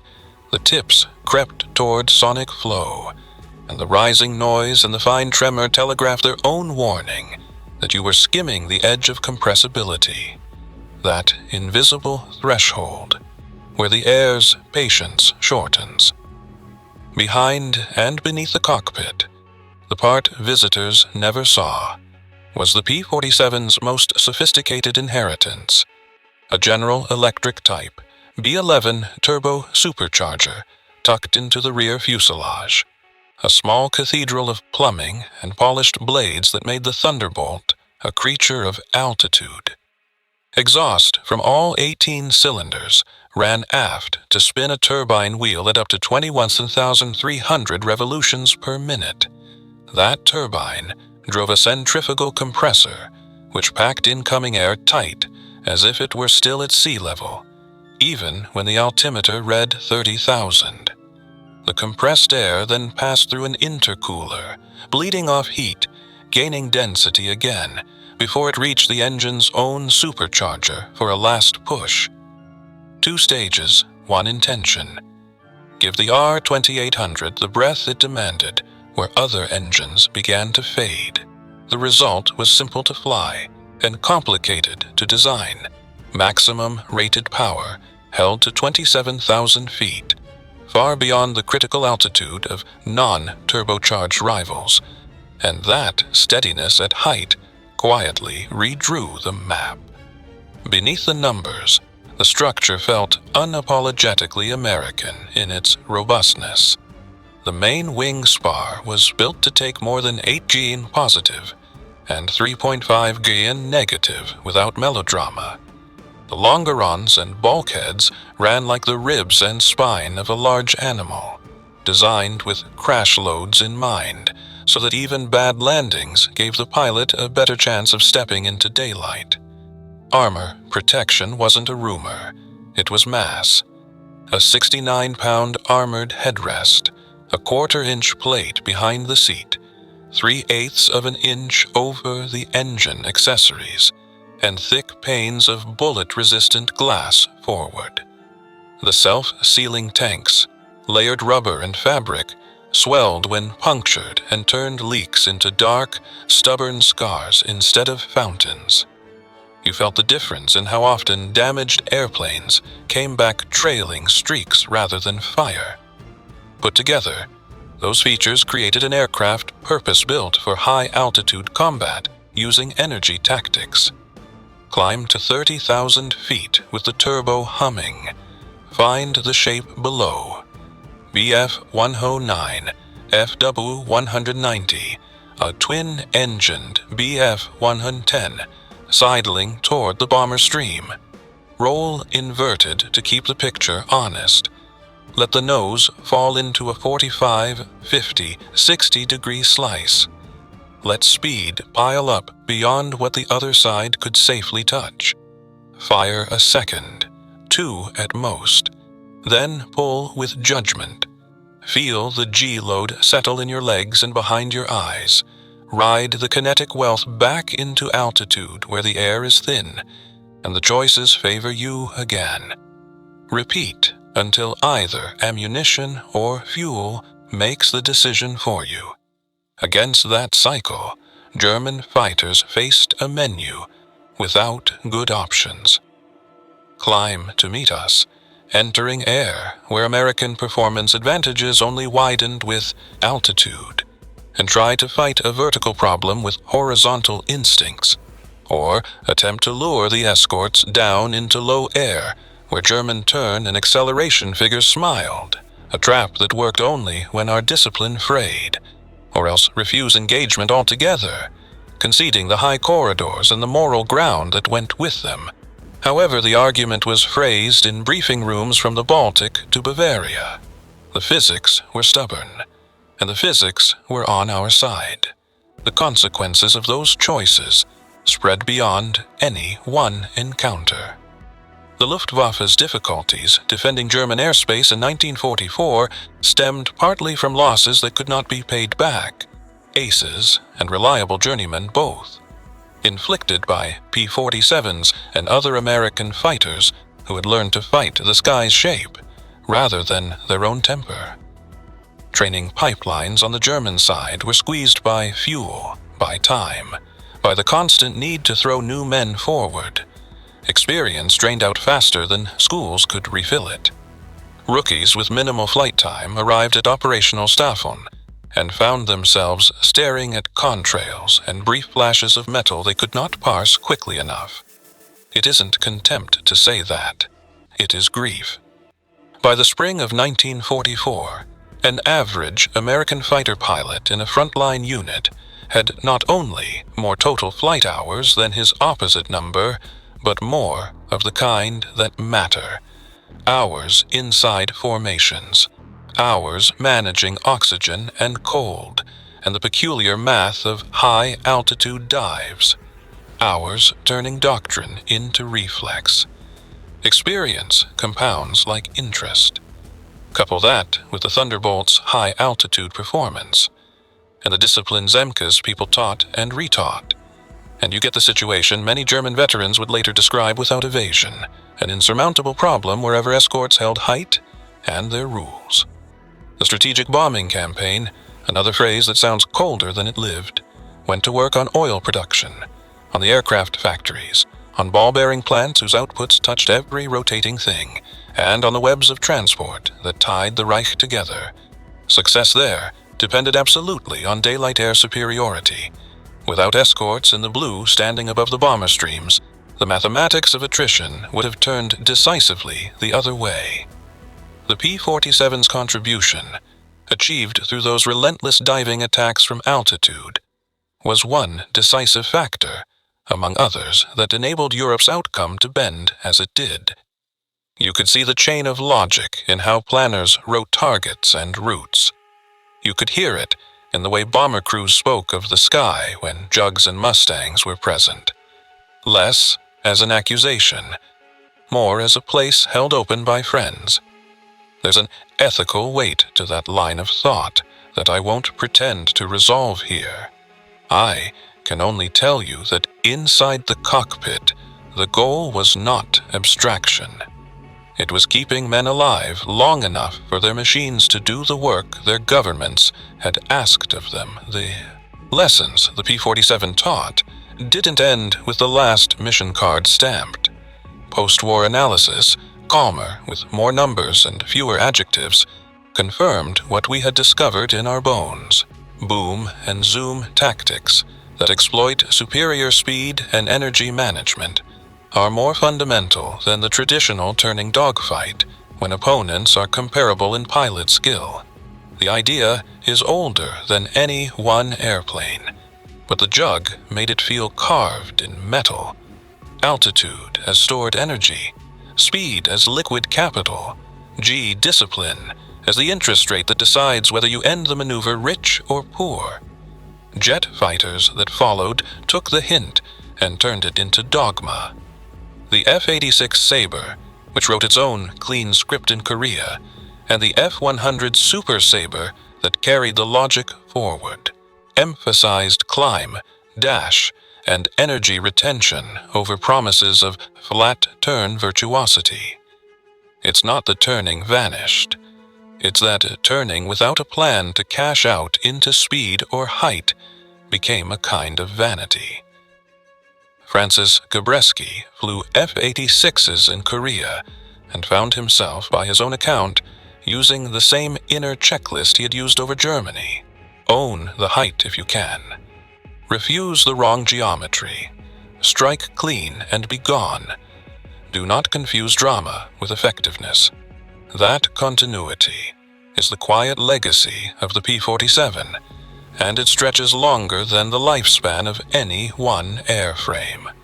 When I try to put the whole of it into a single feeling, I think of how the numbers and the human parts cling to each other. The figures: 433 in Spoamba at 30,000, 2,700 feet per minute, 42,000 feet of ceiling, 460 miles of radius on tanks, 8 guns, 3,400 rounds, 2,000 horses, 2,300 when the water methanol flowed, a prop 12 feet 2 inches wide, carving spirals in cold air, a turbine whirling at 21 to 300 RPM, armor measured in fractions of inches, spar loads in eighths of G. These are precise, and they matter.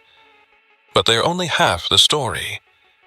The rest is the way a pilot learned to listen for the subtle change in tone that whispered he was near compressibility. The way his hands learned to pull with conviction, but not panic. The way a group learned to breathe as one organism, so that no one chased a lure to the deck and broke the net. The rest is the way an adversary, brave and skilled in his own right, found himself offered choices that all hurt, and how, over months, that pain translated into fewer climbs, into more caution at altitude, into a sky that felt, at last, held. And in the end, what you remember isn't victory as a banner, but the smallest things that mark a day's work done. The muted thunder of an R-2800 settling into idle, the faint shiver of metal as cooling air moves through it, and a line of pale contrails high overhead fading to nothing until the blue looks untouched again. And then, just once, a last soft tick against the cowling, like a watch closing its eye. He shot down 6.5 MiG-15s in Korea, making him one of only 7 American pilots to achieve ace status in 2 different wars. And the truth buried in that number is simple. The tactics that worked against FW-190s and BF-109s over Germany worked just as well against MiG-15s over Korea.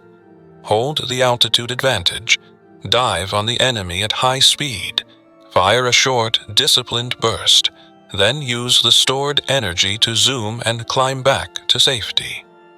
The aircraft changed, the speeds climbed, the horizon lines shifted, but the fundamental grammar of survival remained the same, written in altitude and patience rather than bravado, because air, for all its beauty, still obeyed the same laws. After the war, German prisoners said as much in tones that had lost their heat. They consistently described P-47 diving attacks as among the most frightening experiences of aerial combat. One Oberleutnant named Heinzke, who surrendered in March 1945 after years in the Luftwaffe and more than one forced descent, tried to explain it to American intelligence officers with the steadiness of a man finally out of the storm. You would be climbing to engage the bomber stream, hands calm on the throttle, and then, without warning, your wingman would vanish beside you. Look up, and there they were. American fighters dropping almost vertically at what felt like impossible speeds, sunlight flashing on wings, the pass over before any human could reframe the geometry. By the time you reacted, they were already pulling up, already climbing, already gone. You could not catch them on the way up. You could not outpace them on the way down. The best you could do was hope they chose a different target the next time. That is what physics looks like when it wears a uniform.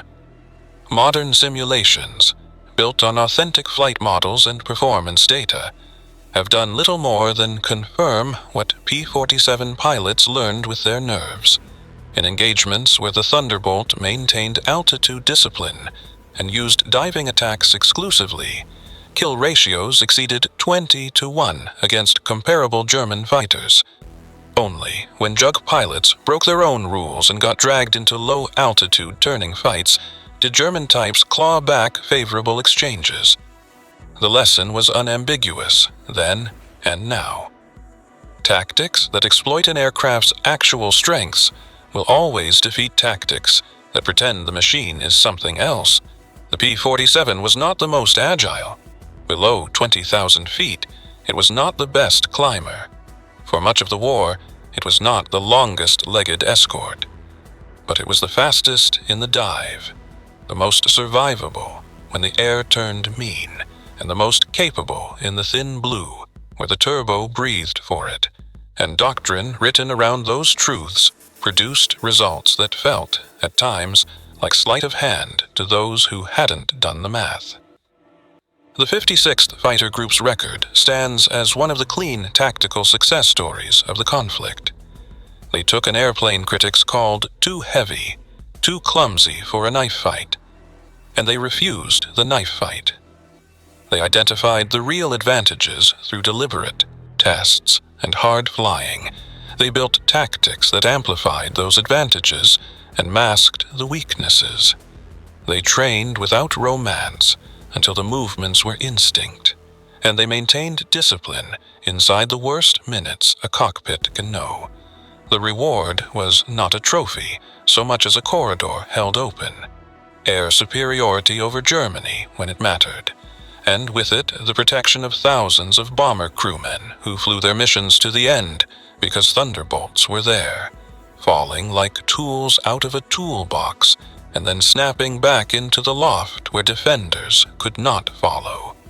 Colonel Hubert Zemke, who commanded the 56th during its formative period and hammered doctrine into something that would hold under stress, looked back on the transformation with the modesty men develop when the results are written in lives.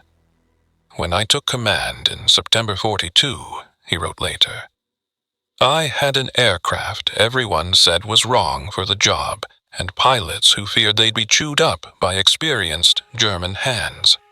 I had to find what the P-47 could do well and build everything around that. The dive became everything. We could dive faster than anyone. We could recover from dives that would finish other pilots. We could zoom climb and be in place again, while the other side was still resetting. Once we mastered this, we were hard to stop." The last pages of the P-47's wartime ledger make the same case in numbers that look dry until you translate them into faces. By the end, the Thunderbolt had flown roughly 746,000 sorties of all kinds, with an overall aerial kill ratio around 40-1, while losing 3,199 aircraft to all causes in combat. A solid record without adjectives. But averages blur the peaks and valleys. They hide what well-trained units can do when leaders enforce rules that match the airframe's character. The 56th's own figures, about 11 to 1, when you count only air-to-air losses, about 5.3 to 1 when you include every operational grief from weather to mechanical failure, show what right doctrine under pressure can achieve. Individual pilots who truly mastered the dive wrote lines that still seem improbable. Gabreski's 28 victories in 166 missions, Robert S. Johnson's 27 in 91, David Schilling's 22 3/4 in 132. However you frame it, those success rates edge toward one victory for every 4 combat missions, a cadence most air forces would have called unsustainable over any length of time. And yet, there they are, standing in the logbooks like fence posts across a long field. The story of the P-7 Thunderbolt and its diving tactics is not a hymn to a single airplane, so much as a parable about the triumph of analysis over assumption, discipline over improvisation, and physics over tradition. In early 1943, every expert knew that heavy fighters could not succeed against lighter, more agile opponents. Every assumption since the Great War told you turning ability and low-altitude climb were the coins that bought you life. Every young pilot wanted a razor of an airplane, one that would respond to a thought and win a twisting duel by the width of a wingtip. And then, a group of American flyers, led by Zemke, climbed to 30,000 feet in the heaviest single-engine fighter ever built, rolled, inverted, pushed the stick forward, and learned, with the wind clawing at canopies and the gauges telling their tight little truths, that the old assumptions were not laws at all. Altitude became stored energy. Speed became a currency you could spend. The pullout became a bill you paid in grunts and tensed muscles rather than in blood. And the climb back to height, 40 seconds, 60 on a bad day, became a refrain that settled the heart even as the world still shook. The technique demanded humility and a kind of moral courage, resisting the itch to chase a wounded opponent down to low air where pride lives and discipline dies. And it demanded trust in wingmen and in a machine that did not look graceful, but proved faithful. Over months, that trust deepened, and as it did, the Luftwaffe's choices narrowed. Engage high and meet a P-47 at its best. Try to lure it down, and too often find American pilots refusing the bait. Avoid the fight altogether, and surrender the altitude that keeps a nation's factories in shadow and its trains on time. By 1944, men like the Oberleutnant who spoke of terror in the climb carried a weariness you could hear between words. New pilots arrived with flight school hours that sounded thin next to American totals, and the experience gap spread like frost along a rail. Even so, respect never left the room. Those who fought on the other side were brave, skilled, and honest about what physics had to say. Those who fought in jugs learned to win without scorn. The coda is quiet. Jets came, and the logic followed them. The F-86 Sabre in Korea, the F-100 after. The long genealogy of fighters that believed in energy management more than in pretty circles on a map. The air changed color and sound, but the voice under it, the one that told you to own the height if you could, to strike clean, to be gone before the echo, stayed the same. And if you want a last image to hold all this together, picture the sky a few minutes after a mission ends. Contrails thinning to threads, a thunderbolt taxiing in slow with the canopy slid back, the pilot lifting his goggles, the engine ticking down in even, patient beats, like a metronome in a quiet room, until, at last, there's only the soft hiss of cooling metal and a single breath of wind across the field. The field is quiet now. The pale lattice of contrails has thinned to threads and slipped away. And somewhere along the line of hard stands, an R2800 ticks itself cooler, patient, steady, like a watch deciding it has earned its rest. If you lay a palm on that metal, you still feel a whisper of warmth, as though the airplane were exhaling the last breath of the day and passing the story into our hands.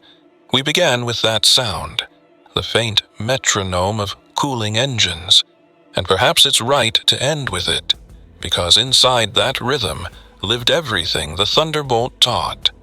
Altitude kept like a promise, speed spent like a careful coin, discipline held even when pride pulled hard, and men who learned to trust physics as much as their courage. The names have walked with us: Gabreski, Johnson, Schilling, Mahurin, Zemka. And so have the unnamed crews who tightened panels in wind and frost, the Luftwaffe pilots who climbed into thin blue with steady hands, the bomber crews who looked up and saw guardians where a moment earlier there had been only sky. If you close your eyes for a heartbeat, you can almost hear their short transmissions, clipped and calm, passing between the living and the memory we carry now. What do we do with a story like this once the engines are silent? Part of the answer is craft.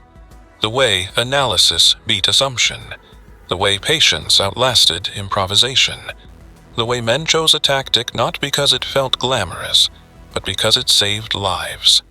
Another part is human.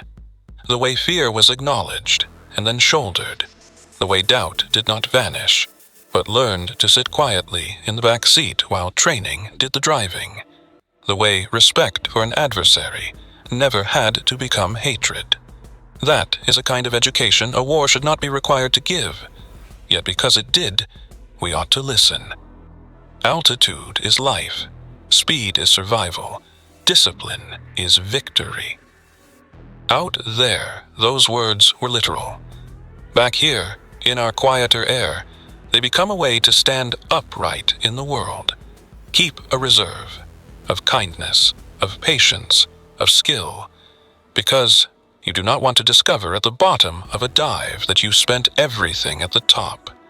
Move with purpose rather than impulse, not to be cold but to be effective.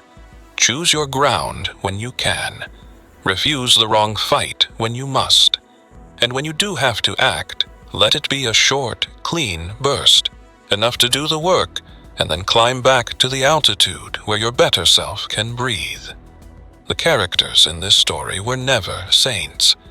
They were professionals who learned a grammar and then spoke it under pressure.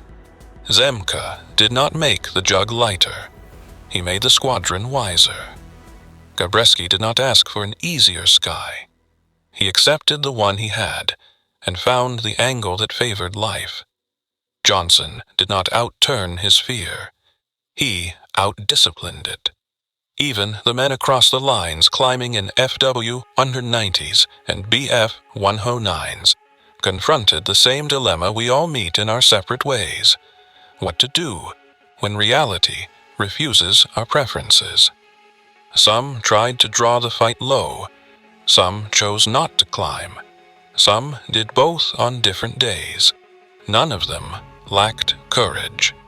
The lesson their choices confirm is the one we need most off the flight line. Talent without self-knowledge is a kind of drift. Strength without a plan becomes noise. The dive was never just a maneuver. It was a statement about knowing what you can do, knowing what you cannot, and arranging the world gently, stubbornly, so that the former matters more than the latter. Look again at the texture of those missions, the restraint it took not to chase a wounded opponent into bad air, the humility it took to break off after a perfect burst and climb, even as adrenaline begged for one more second. The trust it took to leave a wingman's blind spot covered instead of pressing for a personal tally. That is not just tactics, it's character under test. We are tempted, in peace, to mistake fury for depth and spectacle for substance. The jug's story puts a hand on our shoulder and reminds us to count differently. Count the crews brought home because someone kept to the plan. Count the lives saved by a pilot who chose patience over pride. Count the enemies spared a crueler fate because a clean strike once ended the argument quickly. History asks for many kinds of courage, and one of them is quiet, showing up every morning to do the exact right thing again, even when no one is clapping. There is also the matter of unity, the kind you feel in a ready room when the map is spread and knees touch the table's edge. The kind you hear in a radio call that is simply too high, right, rolling, in, because more words would get in the way. Individuals shine in any narrative, but air superiority is a choir piece. A single leader can write doctrine. 1,000 small choices by ordinary hands keep the doctrine alive when the sky is busy. It took designers willing to build a turbine where no one expected one. Machinists willing to hold tolerances when scarves iced over in winter air. Chiefs willing to send a pilot out with faith in the work they had done. And pilots willing to subdue their vanity for an hour at a time. The community we build around any hard task matters as much as the task. That is a lesson we can carry into our homes, our shops, our cities. Systems stronger than moods, rituals strong enough to catch us when we stumble, and a culture that treats discipline not as a leash, but as a lifeline. We have spoken of fear as a visitor. It was and is. Pilots blacked out in pullouts and woke to a horizon mercifully returning. Mothers read telegrams by kitchen windows and kept their voices steady for children. Prisoners on both sides learned to make a narrow life honorable. If this story has a moral, it is not that courage drives fear away. It is that courage knows where to stand, while fear takes its turn and knows how to move when the turn passes. The dive made that visible. It taught the body to tense and breathe through the worst second. It taught the mind to keep the trim where it belonged and the hands on the stick, and then it taught the soul the subtlest lesson of all, that recovery begins before you feel it, that if you keep faith through the pressure, the air will thicken, and the controls will come back into your hands. If you've come this far with me, perhaps you can name your own version of that descent and that return. Standing here in the hush, I think about the ethics that ride along with capability. Tactics that end fights quickly may sound clinical. They can also be merciful. There is dignity in doing your work so precisely that you do not have to do it again tomorrow for the same reason. There is humility in winning without contempt. The Luftwaffe pilots who called the P-47's dive terrifying were not confessing weakness. They were naming an imbalance of physics and experience that changed their calculus. Many of them carried that honesty into peacetime, and some built with former enemies a new air force for a different world. That, too, belongs to the arc of this story. Today's opponent can be tomorrow's colleague when the work is to preserve a peace both sides would rather keep. And so, to the education tucked inside the noise. Measure twice before you move. Seek the height that gives you options. Leave yourself enough in reserve to help someone else. Honor the team that makes your strength possible. Keep your word under stress. Forgive the young their first mistakes, and teach them the techniques that keep them awake through the pull. Remember that the cleanest victories are the ones that do not require a second pass. If any of that feels like a map for ordinary life, it's because the sky has always mirrored the ground more than we admit. I'd like to ask you something, gently, because this is a quiet moment. Was there a time you felt yourself in a dive? Not in an airplane, but in a life. A season when the world narrowed to a tunnel and you had to trust a checklist you'd practiced when conditions were kinder. What helped you keep your hands steady on the stick? Who was your wingman, on the line, at a desk, across a dinner table, watching your blind spot while you found your climb again? If you'd care to share, add your story below, not for spectacle, but so someone drifting through the comments at midnight might recognize themselves and find a way to level out. And if there is a question you've wanted to ask about this chapter, the tactics, the machines, or the people who lived between them, leave it as a marker, and we'll circle back with care. As for this place we share, WW2 History Tales, think of it less as a channel and more as a hanger light left on after sunset. When you stay, you'll find company that values accuracy without cruelty, passion without shouting, stories told with the dignity all sides deserve. If you choose to subscribe, you're helping hold the door open for the next conversation, maps, voices, documents, and the kind of late-night talks that make history feel like a living room rather than a museum. And to my compatriots, wherever you are listening from, near or far, thank you for lending me your time and your trust. Let me know where you are, and tell me the story you carry so I can listen back. We began with a metronome, a faint ticking from a line of engines settling into silence, and it feels right to end there, too. The field has gone the color of old film. A breeze carries the thin scent of oil and grass. Far above, a last contrail fades to the softest thread, and then is gone. In that quiet, one lesson speaks more clearly than any statistic. Analysis over assumption, discipline over impulse, and physics over pride. And beneath all of it, the stubborn human hope that we can learn to climb together.